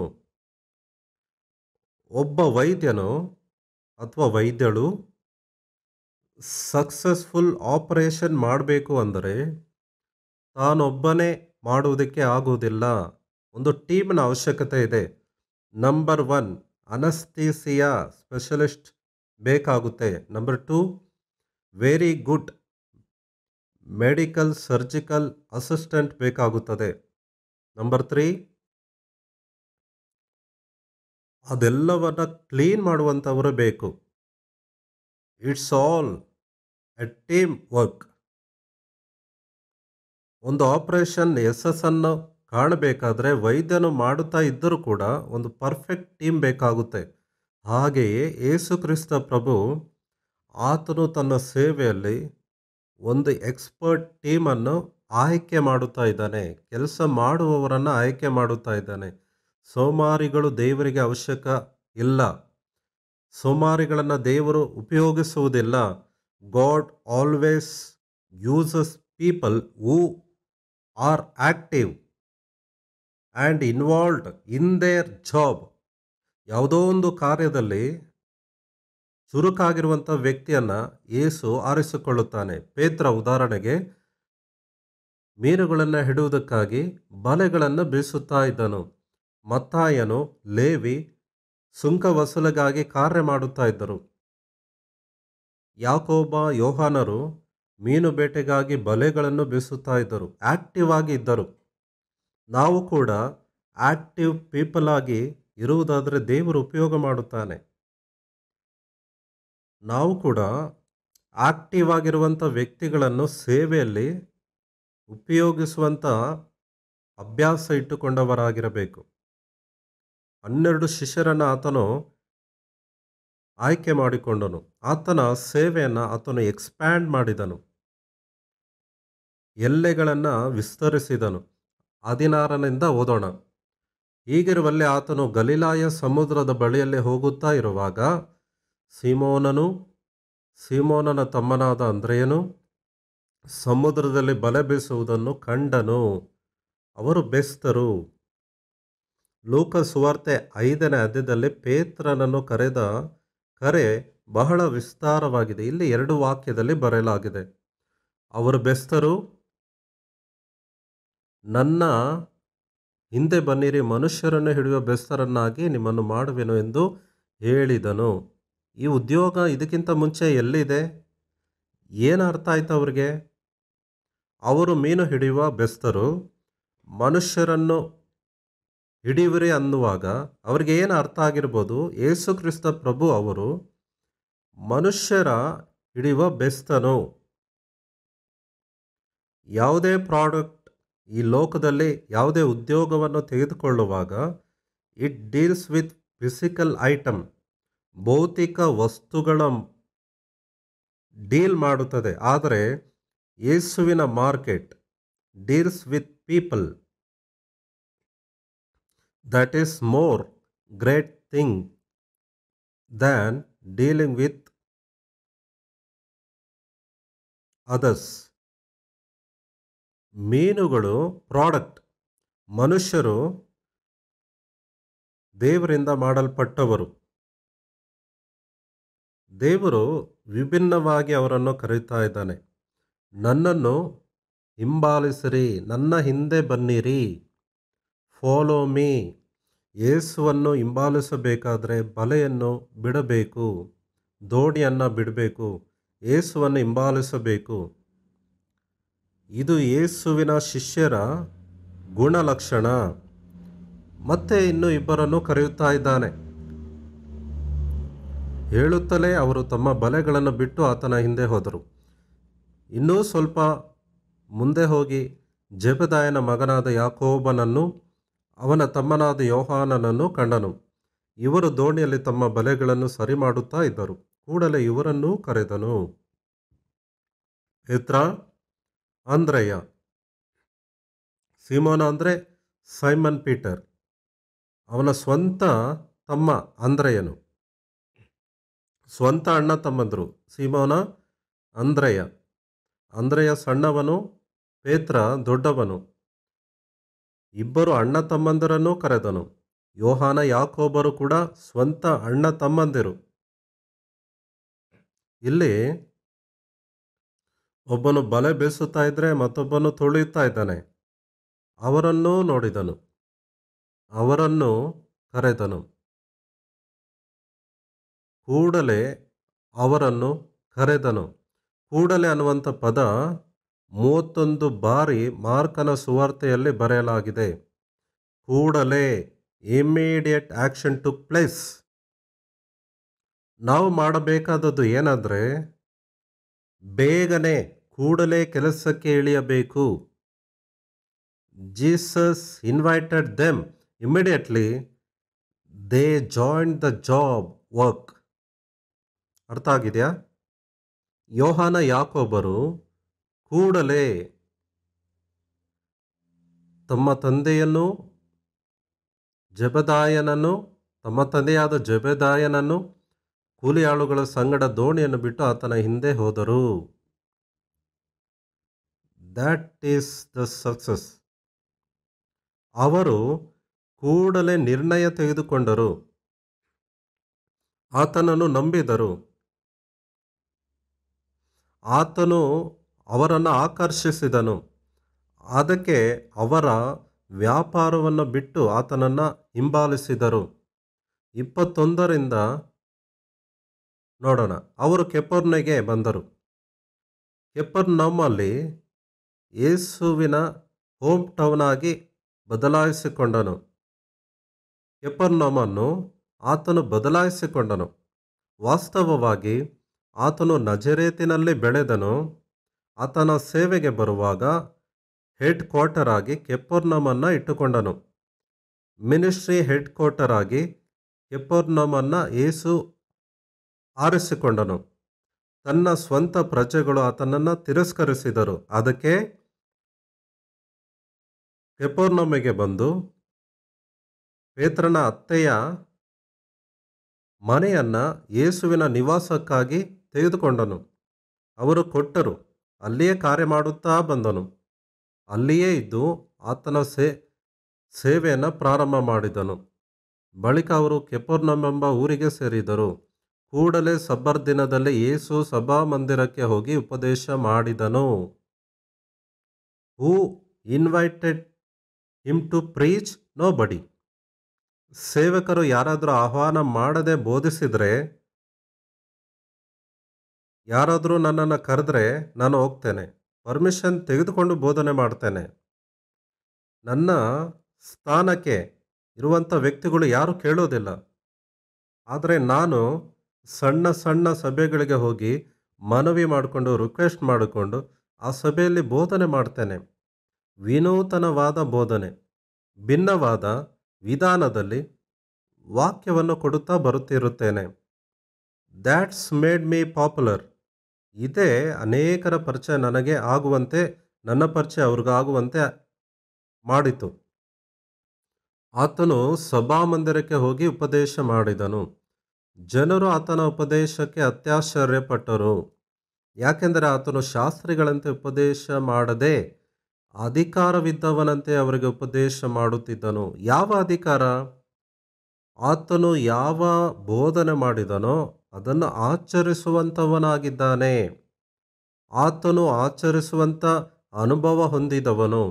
ಅದಕ್ಕೆ ಆತನು ಬೋಧಿಸುವಾಗ ಆತನ ಬೋಧೆಯಲ್ಲಿ ಅಧಿಕಾರ ಇದೆ. He is experiencing what he is teaching. ಆತನು ಬೋಧಿಸುವುದನ್ನು ಆತನು ಅನುಭವಿಸಿದ್ದಾನೆ ಅಥವಾ ಕ್ರಿಯಾರೂಪಕವಾಗಿ ಮಾಡಿದ್ದಾನೆ. ಈ ರೀತಿಯಾಗಿ ಯೇಸುವಿನ ಬೋಧನೆ ಇತರರ ಬೋಧನೆಗಿಂತ ವಿಭಿನ್ನವಾದ ಬೋಧನೆಯಾಗಿದೆ ಮತ್ತು ಅಧಿಕಾರವಿದ್ದವನ ಹಾಗೆ ಆತನು ಉಪದೇಶ ಮಾಡುತ್ತಾ ಇದ್ದನು. ಅದಕ್ಕೆ ಜನಗಳು ಯೇಸುವಿನ ಬೋಧನೆಗೆ ಅತ್ಯಂತ ಆಕರ್ಷಿಸಲ್ಪಡುತ್ತಾ ಇದ್ದರು. ಆರೋಗ್ಯದ ಕುರಿತಾಗಿ ರೋಗಿ ಪ್ರಕಟಿಸಿದರೆ ಸಾಲದು. ಐಶ್ವರ್ಯದ ಕುರಿತಾಗಿ ಬಡವನು ಸಾರಿದರೆ ಯಾರೂ ನಂಬೋದಿಲ್ಲ. That is the only theory, not in practical. Jesus preached whatever he practised. ಆತನು ಯಾವುದನ್ನು ಮಾಡುತ್ತಾ ಇದ್ದನೋ ಅದನ್ನೇ ಬೋಧಿಸಿದನು. ಆತನು ಆಚರಿಸದೆ ಬೋಧಿಸಲಿಲ್ಲ. ಆತನು ಬೆಟ್ಟದ ಮೇಲಿನ ಪ್ರಸಂಗದಲ್ಲಿ ಆತನು ಬೋಧಿಸಿದನು, ನಿಮ್ಮ ವೈರಿಗಳನ್ನು ಪ್ರೀತಿಸಿರಿ. ಶಿಲುಬೆಯಲ್ಲಿ ಅದನ್ನು ಆಚರಿಸಿ ತೋರಿಸಿದನು, ನಿಮ್ಮನ್ನು ಹಿಂಸಿಸುವವರಿಗೋಸ್ಕರ ಪ್ರಾರ್ಥಿಸಿರಿ. ಬೆಟ್ಟದ ಮೇಲಿನ ಪ್ರಸಂಗದಲ್ಲಿ 3 ವರ್ಷಗಳ ನಂತರ ಆತನು ಪ್ರಾಕ್ಟೀಸ್ ಮಾಡಿ ತೋರಿಸಿದನು, ಕ್ರಿಯಾರೂಪಕವಾಗಿ ಆತನು ತೋರಿಸಿದನು. ಅರ್ಥ ಆಗ್ತಾ ಇದೆಯಾ? ನಾವು ಅರಿಯಬೇಕಾದದ್ದು ಏನಂದರೆ, ನಮ್ಮ ಬೋಧನೆಯಲ್ಲಿ ಅಧಿಕಾರ, ಅಥಾರಿಟಿ ಬರಬೇಕು ಅಂದರೆ ವಾಕ್ಯಗಳನ್ನು ಅರ್ಥ ಮಾಡಿಕೊಳ್ಬೇಕು, ವಾಕ್ಯಗಳನ್ನು ಧ್ಯಾನ ಮಾಡಬೇಕು, ವಾಕ್ಯಗಳನ್ನು ಅನುಭವಿಸಬೇಕು. ನೀನು ದೇವರ ಕುರಿತಾಗಿ ನಂಬಿಗಸ್ತನು ಎಂದು ಹೇಳಬೇಕಾದ್ರೆ ದೇವರು ನಿನಗೆ ನಂಬಿಗಸ್ತನು ಎಂಬುವಂಥ ಅನುಭವ ನೀವು ಅನುಭವಿಸಿರಬೇಕು. Everything comes through the personal experience. ಹಾಗೆ ಬಂದಾಗಲೇ ನಾವು ಸಕ್ಸಸ್ಫುಲ್ ಟೀಚರ್ ಆಗುತ್ತೇವೆ. ಆಗ ಅವರ ಸಭಾಮಂದಿರದಲ್ಲಿ ದೆವ್ವ ಹಿಡಿದ ಒಬ್ಬ ಮನುಷ್ಯನಿದ್ದನು. ಆ ದೆವ್ವವು, ನಜರೇತಿನ ಯೇಸುವೇ, ನಮ್ಮ ಗೊಡವೆ ನಿನಗೇಕೆ? ನಮ್ಮನ್ನು ನಾಶ ಮಾಡುವುದಕ್ಕೆ ಬಂದೆಯಾ? ನಿನ್ನನ್ನು ಬಲ್ಲೆನು, ನೀನು ದೇವರು ಪ್ರತಿಷ್ಠಿಸಿದವನೇ ಎಂದು ಕೂಗಿ ಹೇಳಿತು. ಯೇಸು ಕ್ರಿಸ್ತ ಪ್ರಭು ಯಾರೋ ಎಂಬುದಾಗಿ ದುರಾತ್ಮ ಹಿಡಿದವನು ಹೇಳುತ್ತಿದ್ದಾನೆ. ದೆವ್ವಗಳಿಗೆ ಗೊತ್ತು ಯೇಸು ಯಾರೆಂಬುದಾಗಿ. ಈ ದಿನಗಳಲ್ಲಿ ಪಂಡಿತರು ಯೇಸು ಯಾರೆಂಬುದಾಗಿ ತಿಳಿದವರಾಗಿದ್ದಾರೆ. ಜ್ಞಾನಿಗಳು ಎಂಬುದಾಗಿ ಹೇಳಿಕೊಳ್ಳುವವರು, ಅನೇಕರು ದೊಡ್ಡವರೆಂಬುದಾಗಿ ಹೇಳಿಕೊಳ್ಳುವವರು ಯೇಸುವನ್ನು ಅರಿಯದವರಾಗಿದ್ದಾರೆ, ಯೇಸುವಿನ ಗುರುತು ಹಿಡಿಯದವರಾಗಿದ್ದಾರೆ. ಆದರೆ ದೆವ್ವ, ದುರಾತ್ಮ ಹೇಳಿತು, ನಜರೇತಿನ ಯೇಸುವೇ, ನಮ್ಮ ಗೊಡವೆ ನಿನಗೇಕೆ? ಆತನು ಏನು ಮಾಡುವುದಕ್ಕೆ ಹೋಗುತ್ತಿದ್ದಾನೋ ಅದನ್ನು ದೆವ್ವ ಡಿಸರ್ನ್ ಮಾಡ್ತಾ ಇದೆ. ನಮ್ಮನ್ನು ನಾಶ ಮಾಡುವುದಕ್ಕೆ ಬಂದೆಯಾ? ನಿನ್ನನ್ನು ಬಲ್ಲೆನು, ನೀನು ದೇವರು ಪ್ರತಿಷ್ಠಿಸಿದವನೇ ಎಂದು ಕೂಗಿ ಹೇಳಿತು. ಯೇಸು ಅದನ್ನು ಗದರಿಸಿ, ಸುಮ್ಮನಿರು, ಇವನನ್ನು ಬಿಟ್ಟು ಹೋಗು ಎನ್ನಲಾಗಿ ಆ ದೆವ್ವವು ಅವನನ್ನು ಒದ್ದಾಡಿಸಿ ಅಬ್ಬರಿಸಿ ಕೂಗಿ ಬಿಟ್ಟು ಹೋಯಿತು. ಅದಕ್ಕೆ ಎಲ್ಲರೂ ಬೆರಗಾಗಿ, ಇದೇನಿರಬಹುದು? ಇದು ಹೊಸ ಉಪದೇಶ. ಈತನು ಅಧಿಕಾರದಿಂದ ದೆವ್ವಗಳಿಗೆ ಅಪ್ಪಣೆ ಕೊಡುತ್ತಾನೆ, ಅವು ಆತನ ಮಾತನ್ನು ಕೇಳುತ್ತವೆ ಎಂದು ತಮ್ಮೊಳಗೆ ವಿಚಾರ ಮಾಡಿಕೊಂಡರು. ಕೂಡಲೇ ಬೇಗನೆ ಆತನ ಸುದ್ದಿಯು ಗಲಿಲಾಯ ಸೀಮೆಯಲ್ಲಿ ಎಲ್ಲೆಲ್ಲಿಯೂ ಹಬ್ಬಿತು, ಕೂಡಲೇ ವ್ಯಾಪಿಸಿತು. ಪ್ರಸಂಗ ಮಾತ್ರ ಅಲ್ಲ, ಕ್ರಿಯಾರೂಪಕವಾಗಿ ಅವರ ಮಧ್ಯದಲ್ಲಿ ವಾಸ ಮಾಡಿ ಕ್ರಿಯಾರೂಪಕವಾಗಿ ದೇವರ ಮಹಿಮೆಯನ್ನು ತೋರಿಸಿದನು. ಮಾತ್ರದಿಂದಲೇ ದೆವ್ವಗಳನ್ನು ಬಿಡಿಸಿದನು. ಮ್ಯಾಕ್ಸಿಮಮ್ ಟೀಚಿಂಗ್ ಫೇಲ್ ಆಗುವುದಕ್ಕೆ ಕಾರಣ ಏನಂದರೆ, they are not exposing the authority of god. ಇದು ಸಭಾಪಾಲಕನ ನಿಷ್ಫಲ ಅಥವಾ ಅನುತ್ತೀರ್ಣ. ಸಭಾಪಾಲಕರಲ್ಲಿ ದೇವರ ಅಧಿಕಾರ ಇಲ್ಲದೆ ಇರುವುದಕ್ಕೆ ಅವರು ದೇವರ ವಾಕ್ಯವಾದ ಅಧಿಕಾರವನ್ನು ತಿಳಿಯದವರಾಗಿದ್ದಾರೆ, ಅನುಭವಿಸದವರಾಗಿದ್ದಾರೆ. ಅದಕ್ಕೆ ಅವರ ಬೋಧನೆಗಳು ಫೇಲ್ ಆಗುತ್ತಾ ಬರುತ್ತಿದೆ. ಆತನ ಸಮಾಚಾರ, ಆತನ ಸುದ್ದಿಯು ಗಲಿಲಾಯ ಸೀಮೆಯಲ್ಲಿ ಎಲ್ಲೆಲ್ಲಿಯೂ ಹಬ್ಬಿತು. ಕೂಡಲೇ. No social media, no internet, no meeting press, no television, no newspapers. ಆದರೂ ಪರವಾಗಿಲ್ಲ, ಆತನ ಸುದ್ದಿಯು ಎಲ್ಲೆಲ್ಲಿಯೂ ಹಬ್ಬಿತು. ಒಬ್ಬರು ಮತ್ತೊಬ್ಬರಿಗೆ, ಮತ್ತೊಬ್ಬರು ಇನ್ನೊಬ್ಬರಿಗೆ, ಮತ್ತೊಬ್ಬರು ಇನ್ನೊಬ್ಬರಿಗೆ, ಬೇಗ ಹಳ್ಳಿಗಳಿಗೆ, ಊರುಗಳಿಗೆ ಆತನ ಸುದ್ದಿ ಹಬ್ಬಿತು.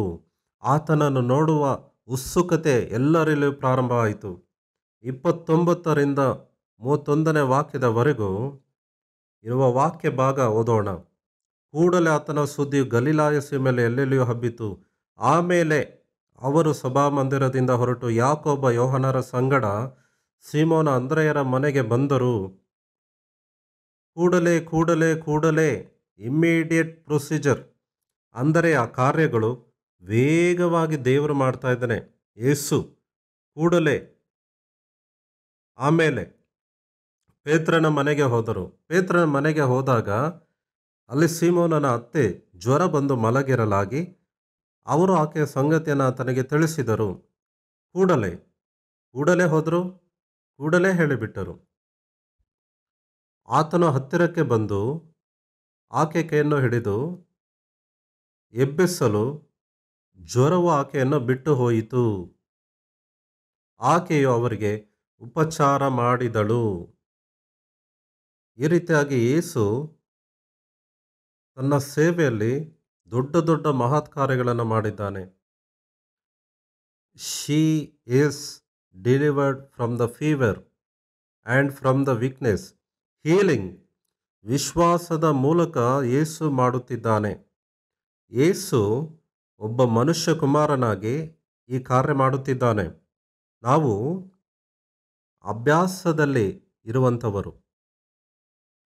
ಒಬ್ಬ ವ್ಯಕ್ತಿ ಅನಾರೋಗ್ಯದಲ್ಲಿರುವಾಗ ಗದರಿಸಿ ಪ್ರಾರ್ಥಿಸಿ ಕಾರ್ಯ ನಡೆಯುವ ಹಾಗೆ ಮಾಡಿ ಅದನ್ನು ಬಿಡುಗಡೆ ಮಾಡುವ ಒಂದು ಶಕ್ತಿ ನಮ್ಮಲ್ಲಿರುವುದಾದರೆ, ನಂಬಿಕೆ ನಮ್ಮಲ್ಲಿರುವುದಾದರೆ, ನಮ್ಮ ಸೇವೆಗಳು ಅಭಿವೃದ್ಧಿ ಆಗುತ್ತಾ ಇರುತ್ತದೆ. ಪೇತ್ರ ಹೋದನು, ಯೇಸುವಿಗೆ ಹೇಳಿದನು. ಯೇಸು ಬಂದನು, ಆಕೆಯ ಕೈ ಹಿಡಿದನು, ಜ್ವರವನ್ನು ಗದರಿಸಿದನು, ಆಕೆಯನ್ನು ಎಬ್ಬಿಸಿದನು. ಜ್ವರವು ಆಕೆಯನ್ನು ಬಿಟ್ಟು ಹೋಯಿತು. ಆಕೆ ಅವರಿಗೆ ಉಪಚಾರ ಮಾಡಿದಳು. Is faith on god mood the miracles. ಅದ್ಭುತಗಳನ್ನು ಮಾಡಿದನು. 32ನೇ ವಾಕ್ಯ ಬರುವಾಗ, ಸಂಜೆಯಾಗಿ ಹೊತ್ತು ಮುಳುಗಿದ ಮೇಲೆ ಜನರು ಮೈಯಲ್ಲಿ ನೆಟ್ಟಗಿಲ್ಲದ ಎಲ್ಲರನ್ನೂ ದೆವ್ವ ಹಿಡಿದವರನ್ನು ಆತನ ಬಳಿಗೆ ಕರೆತಂದರು. ಊರೆಲ್ಲ ಬಾಗಿಲಿನ ಮುಂದೆ ಒಟ್ಟುಗೂಡಿತು. ಒಂದು ಬಾರಿ ಆಲೋಚನೆ ಮಾಡೋಣ. ಆ ದಿನಗಳಲ್ಲಿ ಗವರ್ನರ್ ಗೃಹ, ಅಲ್ಲಿ ಪ್ರಜೆಗಳಿಲ್ಲ. ವೈದ್ಯಶಾಲೆ, ಅದು ಪ್ರಜೆಗಳಿಲ್ಲ. ವೈದ್ಯರು ಇರಬಹುದು, ಇತರ ಕಾರ್ಯಾಲಯಗಳು, ಹೋಲ್ ಸಿಟಿ, ಪಟ್ಟಣವೆಲ್ಲ ಬಂದು ಕಾರ್ಯವನ್ನು ನೋಡ್ತಾ ಇದ್ದಾರೆ. Over crowded. ಪೊಲೀಸ್ ಡಿಪಾರ್ಟ್ಮೆಂಟ್ ಇರುವುದಾದರೆ ಸೈರನ್ ಮಾಡಿ ಅಲ್ಲಿಂದ ಜನಗಳನ್ನು ಹೊರಡಿಸಬಹುದಾಗಿತ್ತು. ಶಾಸ್ತ್ರ ಬದ್ಧತೆ ಇದೆಯಾ, ಕಾನೂನು ಪ್ರಕಾರ ಇದೆಯಾ, ಸಮಸ್ಯೆ ಇಲ್ಲ. ಇಲ್ಲಾಂದರೆ ಜನಗಳನ್ನು ನಾವು ಕಂಟ್ರೋಲ್ ಮಾಡಬೇಕು.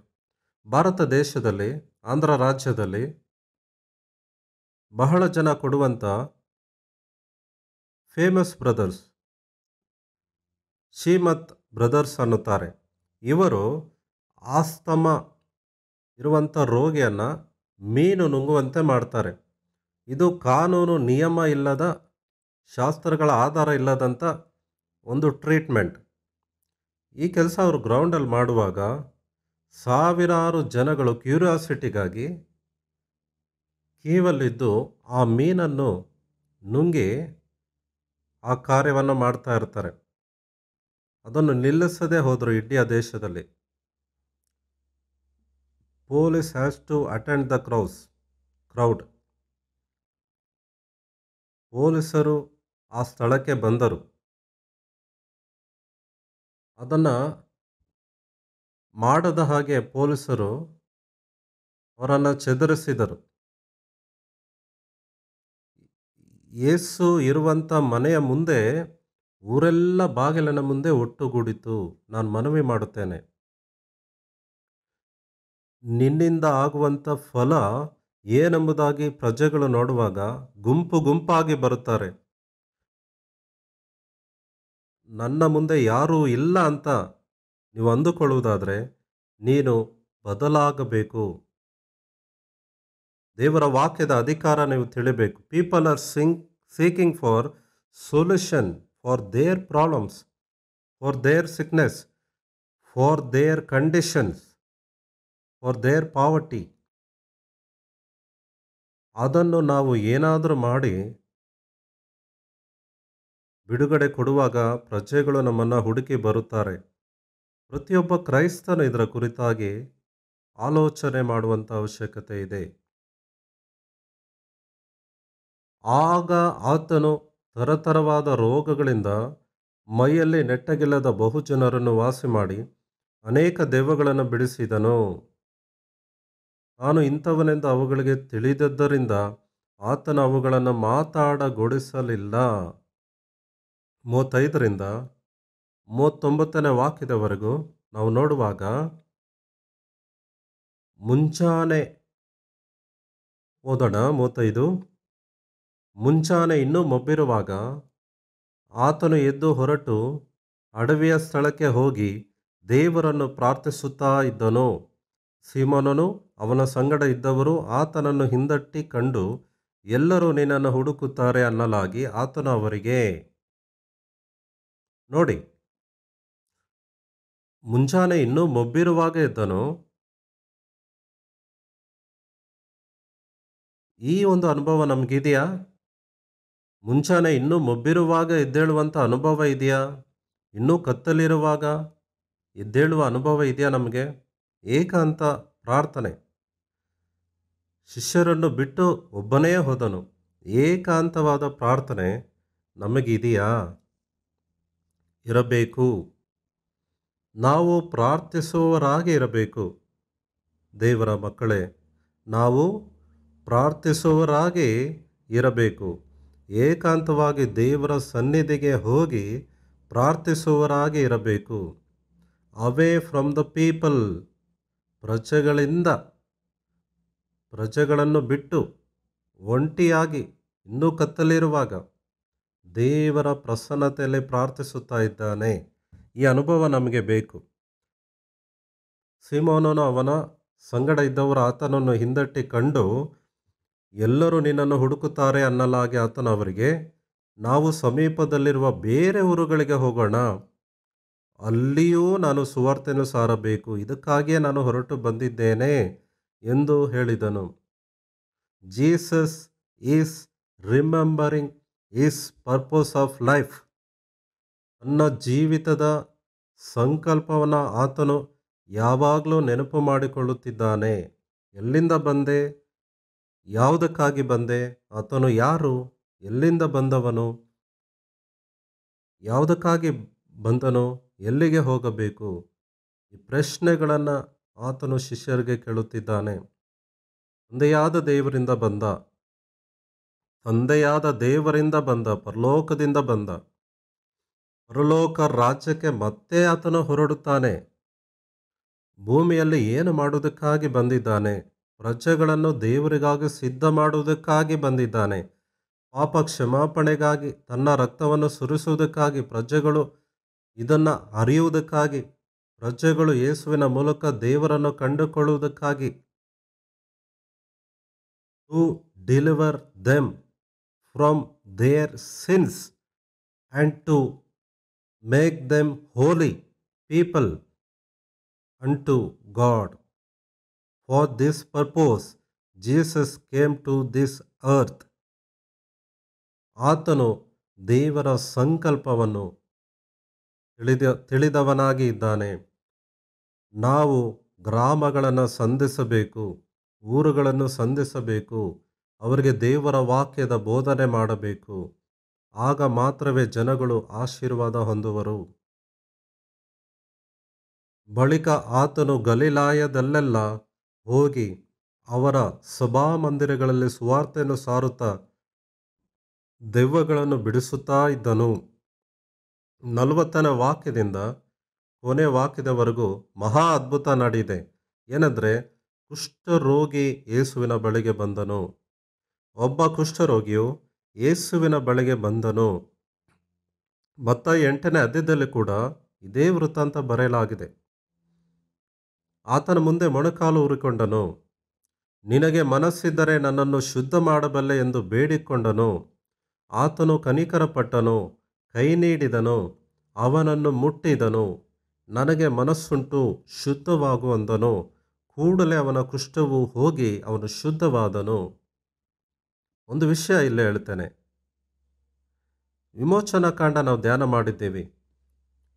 ಬಲಿಪೀಠದ ಕುರಿತಾಗಿ ಬರೆದು ಹೇಳುತ್ತಿದ್ದಾನೆ, ಯಜ್ಞವೇದಿಯನ್ನು ನೀನು ಪ್ರತಿಷ್ಠೆ ಮಾಡುವುದಕ್ಕಾಗಿ ಅದಕ್ಕೆ ಮುಟ್ಟಿದ ಸ್ಪರ್ಶವಾದ ಪ್ರತಿಯೊಂದು ವಸ್ತು ಪರಿಶುದ್ಧವಾಗಿರುವುದು ಎಂದು ಹೇಳಿದನು.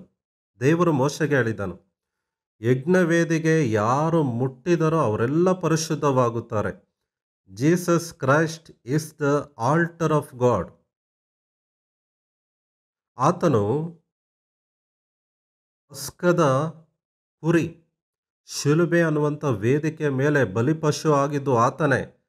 ಯಾರು ಅದನ್ನು ಮುಟ್ಟುತ್ತಾರೋ, ಯಜ್ಞವೇದಿಯನ್ನು, ಯೇಸುವನ್ನು, ಅವರು ಶುದ್ಧವಾಗುತ್ತಾರೆ. ಯಾಜಕ 14ನೇ ಅಧ್ಯಾಯದ ಪ್ರಕಾರವಾಗಿ ಕುಷ್ಠರೋಗಿಯನ್ನು ಯಾಜಕನು ಮುಟ್ಟಿದರೆ ಯಾಜಕನು 1 ವಾರ ಹೊರಗಡೆ ಇರಬೇಕು. ಆದರೆ ಇಲ್ಲಿ ನೋಡ್ರಿ, ಯೇಸುವನ್ನು ಕುಷ್ಠರೋಗಿ ಮುಟ್ಟುವಾಗ ಯೇಸು ಅಪವಿತ್ರನಾಗದೆ ಕುಷ್ಠರೋಗಿ ವಾಸಿಯಾಗುತ್ತಿದ್ದಾನೆ. ಯೇಸು ಆ ಕುಷ್ಠರೋಗಿಯನ್ನು ಮುಟ್ಟಿ ನನಗೆ ಮನಸ್ಸುಂಟು ಶುದ್ಧವಾಗು ಅಂದಾಗ ಅವನು ಶುದ್ಧವಾದನು. ನನಗೆ ಮನಸ್ಸುಂಟು ಎಂದು ಮಾತು ಹೇಳುವುದಕ್ಕಿಂತ ಮುಂಚೆ ಕನಿಕರಪಟ್ಟು ಕೈ ನೀಡಿ ಅವನನ್ನು ಮುಟ್ಟಿ ಪ್ರಿಯರೂಪಕವಾಗಿ ನೀನು ಹೇಳಿದ ಪ್ರಕಾರ ನನಗೆ ಮನಸ್ಸುಂಟು ಅನ್ನುವಂಥ ಕಾರ್ಯವನ್ನು ಮೊದಲನೇದಾಗಿ ಕ್ರಿಯಾರೂಪಕವಾಗಿ ಕೈ ನೀಡಿ ಅವನನ್ನು ಮುಟ್ಟಿ ನನಗೆ ಮನಸ್ಸುಂಟು. ಕ್ರಿಯೆ ಮತ್ತು ವಾಕ್ಯ ಇಲ್ಲಿ ಸಮವಾಗಿದೆ, ಮ್ಯಾಚ್ ಆಗ್ತಾ ಇದೆ. ಕಮ್ಯುನಿಕೇಷನ್ನಲ್ಲಿ ಸಮಸ್ಯೆಗಳು ಬಹಳ ಬರುತ್ತದೆ. ನನಗೆ ಇಷ್ಟವೇ ಅನ್ನುವಂಥದ್ದು 10% ಮಾತ್ರ. 90% ಕನಿಕರಪಟ್ಟು ಕೈ ನೀಡಿ ಮುಟ್ಟುವುದರಲ್ಲಿ ಕಾಣುತ್ತದೆ. ಸುತ್ತಮುತ್ತಲಿರುವಂಥ ಜನಗಳು ಆಶ್ಚರ್ಯ ಪಡ್ತಾ ಇದ್ದಾರೆ. ಯಾಕೆಂದರೆ ಮುಟ್ಟಿದನು. ಮುಟ್ಟಿದರೆ ಏನಾಗಬೇಕು? ಮುಟ್ಟಿದರೆ ಅಪವಿತ್ರನಾಗಬೇಕು. ಆದರೆ ಮುಟ್ಟಿದ ನಂತರ ಯೇಸು ಅಪವಿತ್ರನಾಗಲಿಲ್ಲ. ಆ ಕುಷ್ಠರೋಗಿ ಪವಿತ್ರನಾದನು, ಶುದ್ಧವಾದನು, ಗುಣ ಆದನು. That is the difference. ಇದೇ ಯೇಸು. ಯೇಸು ಪರಿಶುದ್ಧನು, ಯೇಸು ಕ್ರಿಸ್ತನು ಪರಿಶುದ್ಧನು. ಕುಷ್ಠರೋಗವು ಕೂಡಲೇ ಅವನ ಕುಷ್ಠವು ಹೋಯಿತು. ಕೂಡಲೇ, ಇಮ್ಮಿಡಿಯೇಟ್ ಆಗಿ, ಕೂಡಲೇ. 31 ಬಾರಿ ಕೂಡಲೇ ಅನ್ನುವಂಥ ಪದ ಈ ಸುವಾರ್ತೆಯಲ್ಲಿ ಬರೆಯಲಾಗಿದೆ. ಆಗ ಯೇಸು ಅವನಿಗೆ, ಯಾರಿಗೂ ಏನು ಹೇಳಬೇಡ ನೋಡು. ಯಾಕೆ? ಇದು ಸೇವೆಗೆ ಪಬ್ಲಿಸಿಟಿ ಅಡ್ಡ ಮಾಡುತ್ತದೆ. ಅದಕ್ಕೆ great people never focus on publicity. ದೊಡ್ಡ ದೊಡ್ಡ ಸೇವಕರು ಯಾವಾಗಲೂ ತನ್ನ ಸೇವೆಗೆ ಅಡ್ಡಿಯಾಗುವಂಥ ವಿಧಾನದಲ್ಲಿ ಪ್ರಜೆಗಳು ಬರಬೇಕೆಂಬುದಾಗಿ ಕೋರಿಕೊಳ್ಳುವುದಿಲ್ಲ. ಪ್ರಜೆಗಳು ಬಂದರೆ ಯೇಸುವಿನ ಸೇವೆಗೆ ಅಡ್ಡಿ ಆಗುತ್ತೆ. ಅದಕ್ಕೆ ಯಾರಿಗೂ ಏನು ಹೇಳಬೇಡ, ಡೋಂಟ್ ಮೇಕ್ ಪಬ್ಲಿಕ್. ನೀನು ಮಾಡಬೇಕಾದದ್ದು ಏನಂದರೆ, ಯಾಜಕನಿಗೆ ನಿನ್ನ ಮೈ ತೋರಿಸಿ ಮೋಶೆ ನೇಮಕ ಮಾಡಿರುವುದನ್ನು ಅರ್ಪಿಸು. ನಿನ್ನ ಶುದ್ಧಾಚಾರವನ್ನು ನೆರವೇರಿಸು. ಅದು ಜನರಿಗೆ ಸಾಕ್ಷಿಯಾಗಲಿ. ಯಾಜಕನು ನೀನು ಗುಣ ಆಗಿರುವುದು ಕನ್ಫರ್ಮ್ ಮಾಡಬೇಕಲ್ವಾ? ಅದಕ್ಕೆ ಈ ಕಾರ್ಯವನ್ನು ನೀನು ಮಾಡು ಎಂಬುದಾಗಿ ಕರ್ತನಾದ ಯೇಸು ಅವನಿಗೆ ತಿಳಿಸುತ್ತಿದ್ದಾನೆ. ಕಾಣಿಕೆ ಕೊಡು ಎಂದು ಹೇಳಿದನು. ಖಂಡಿತವಾಗಿ ಆಜ್ಞಾಪಿಸಿದನು. Whenever you receive miracle or blessing or health from God, you need to give the offering to the church. ದೇವರು ಯಾವುದೇ ಸಹಾಯ ಮಾಡಿದರೂ ನಿನಗೆ ನೇಮಿಸಿದ ಕಾಣಿಕೆ ದೇವಾಲಯದಲ್ಲಿ ಅರ್ಪಿಸಬೇಕು. ದೇವರಿಗೆ ರೂಪಾಯಿ ಕೊಟ್ಟರೆ ಆಶೀರ್ವಾದ ಮಾಡುವಂಥ ದೇವರಲ್ಲ. ದೇವರು ಏನು ಮಾಡಿದ್ದಾನೋ ಅದನ್ನು ಕಾಣಿಕೆಯಾಗಿ ಕೊಡಬೇಕು. ಅದು ಸೇವಕರು ತಿನ್ನುವುದಕ್ಕಾಗಿ ಉಪಯೋಗಿಸಲ್ಪಡುತ್ತದೆ. ದೇವರ ಆಲಯದ ಫಂಡಿಗೆ ಅದು ಸೇರಿಸಲ್ಪಡುತ್ತದೆ. ಆದರೆ ಅವನು ಹೊರಟು ಹೋಗಿ ಆ ಸಂಗತಿಯನ್ನು ಬಹಳವಾಗಿ ಸಾರಿ ಹಬ್ಬಿಸಿದ್ದರಿಂದ ಯೇಸು ಬಹಿರಂಗವಾಗಿ ಇನ್ನು ಯಾವ ಊರೊಳಕ್ಕೂ ಹೋಗಲಾರದೆ ಹೊರಗೆ ಅಡವಿಯ ಸ್ಥಳಗಳಲ್ಲಿ ಇದ್ದನು. ಮತ್ತು ಜನರು 4 ಕಡೆಯಿಂದಲೂ ಆತನ ಬಳಿಗೆ ಬರುತ್ತಿದ್ದರು. ಕುಷ್ಠರೋಗಿ ಗುಣ ಆಗುವಂಥ ಸಂಗತಿ ಆ ದಿನಗಳಲ್ಲಿ ಇಲ್ಲವೇ ಇಲ್ಲ. ಕುಷ್ಠರೋಗಿ ಶುದ್ಧವಾಗುವಂಥ ಸಂಗತಿ ಆ ಕಾಲದಲ್ಲಿ ಇಲ್ಲವೇ ಇಲ್ಲ. ಆದರೆ ಯೇಸುವಿನ ಕೈಗಳು ಅವನನ್ನು ಮುಟ್ಟಿದಾಗ ಅವನು ಗುಣ ಆದನು. ನನಗೆ ಮನಸ್ಸುಂಟು ಶುದ್ಧವಾಗು ಅಂದಾಗ ಕೂಡಲೇ ಅವನ ಕುಷ್ಠ ಹೋಗಿ ಶುದ್ಧವಾದನು.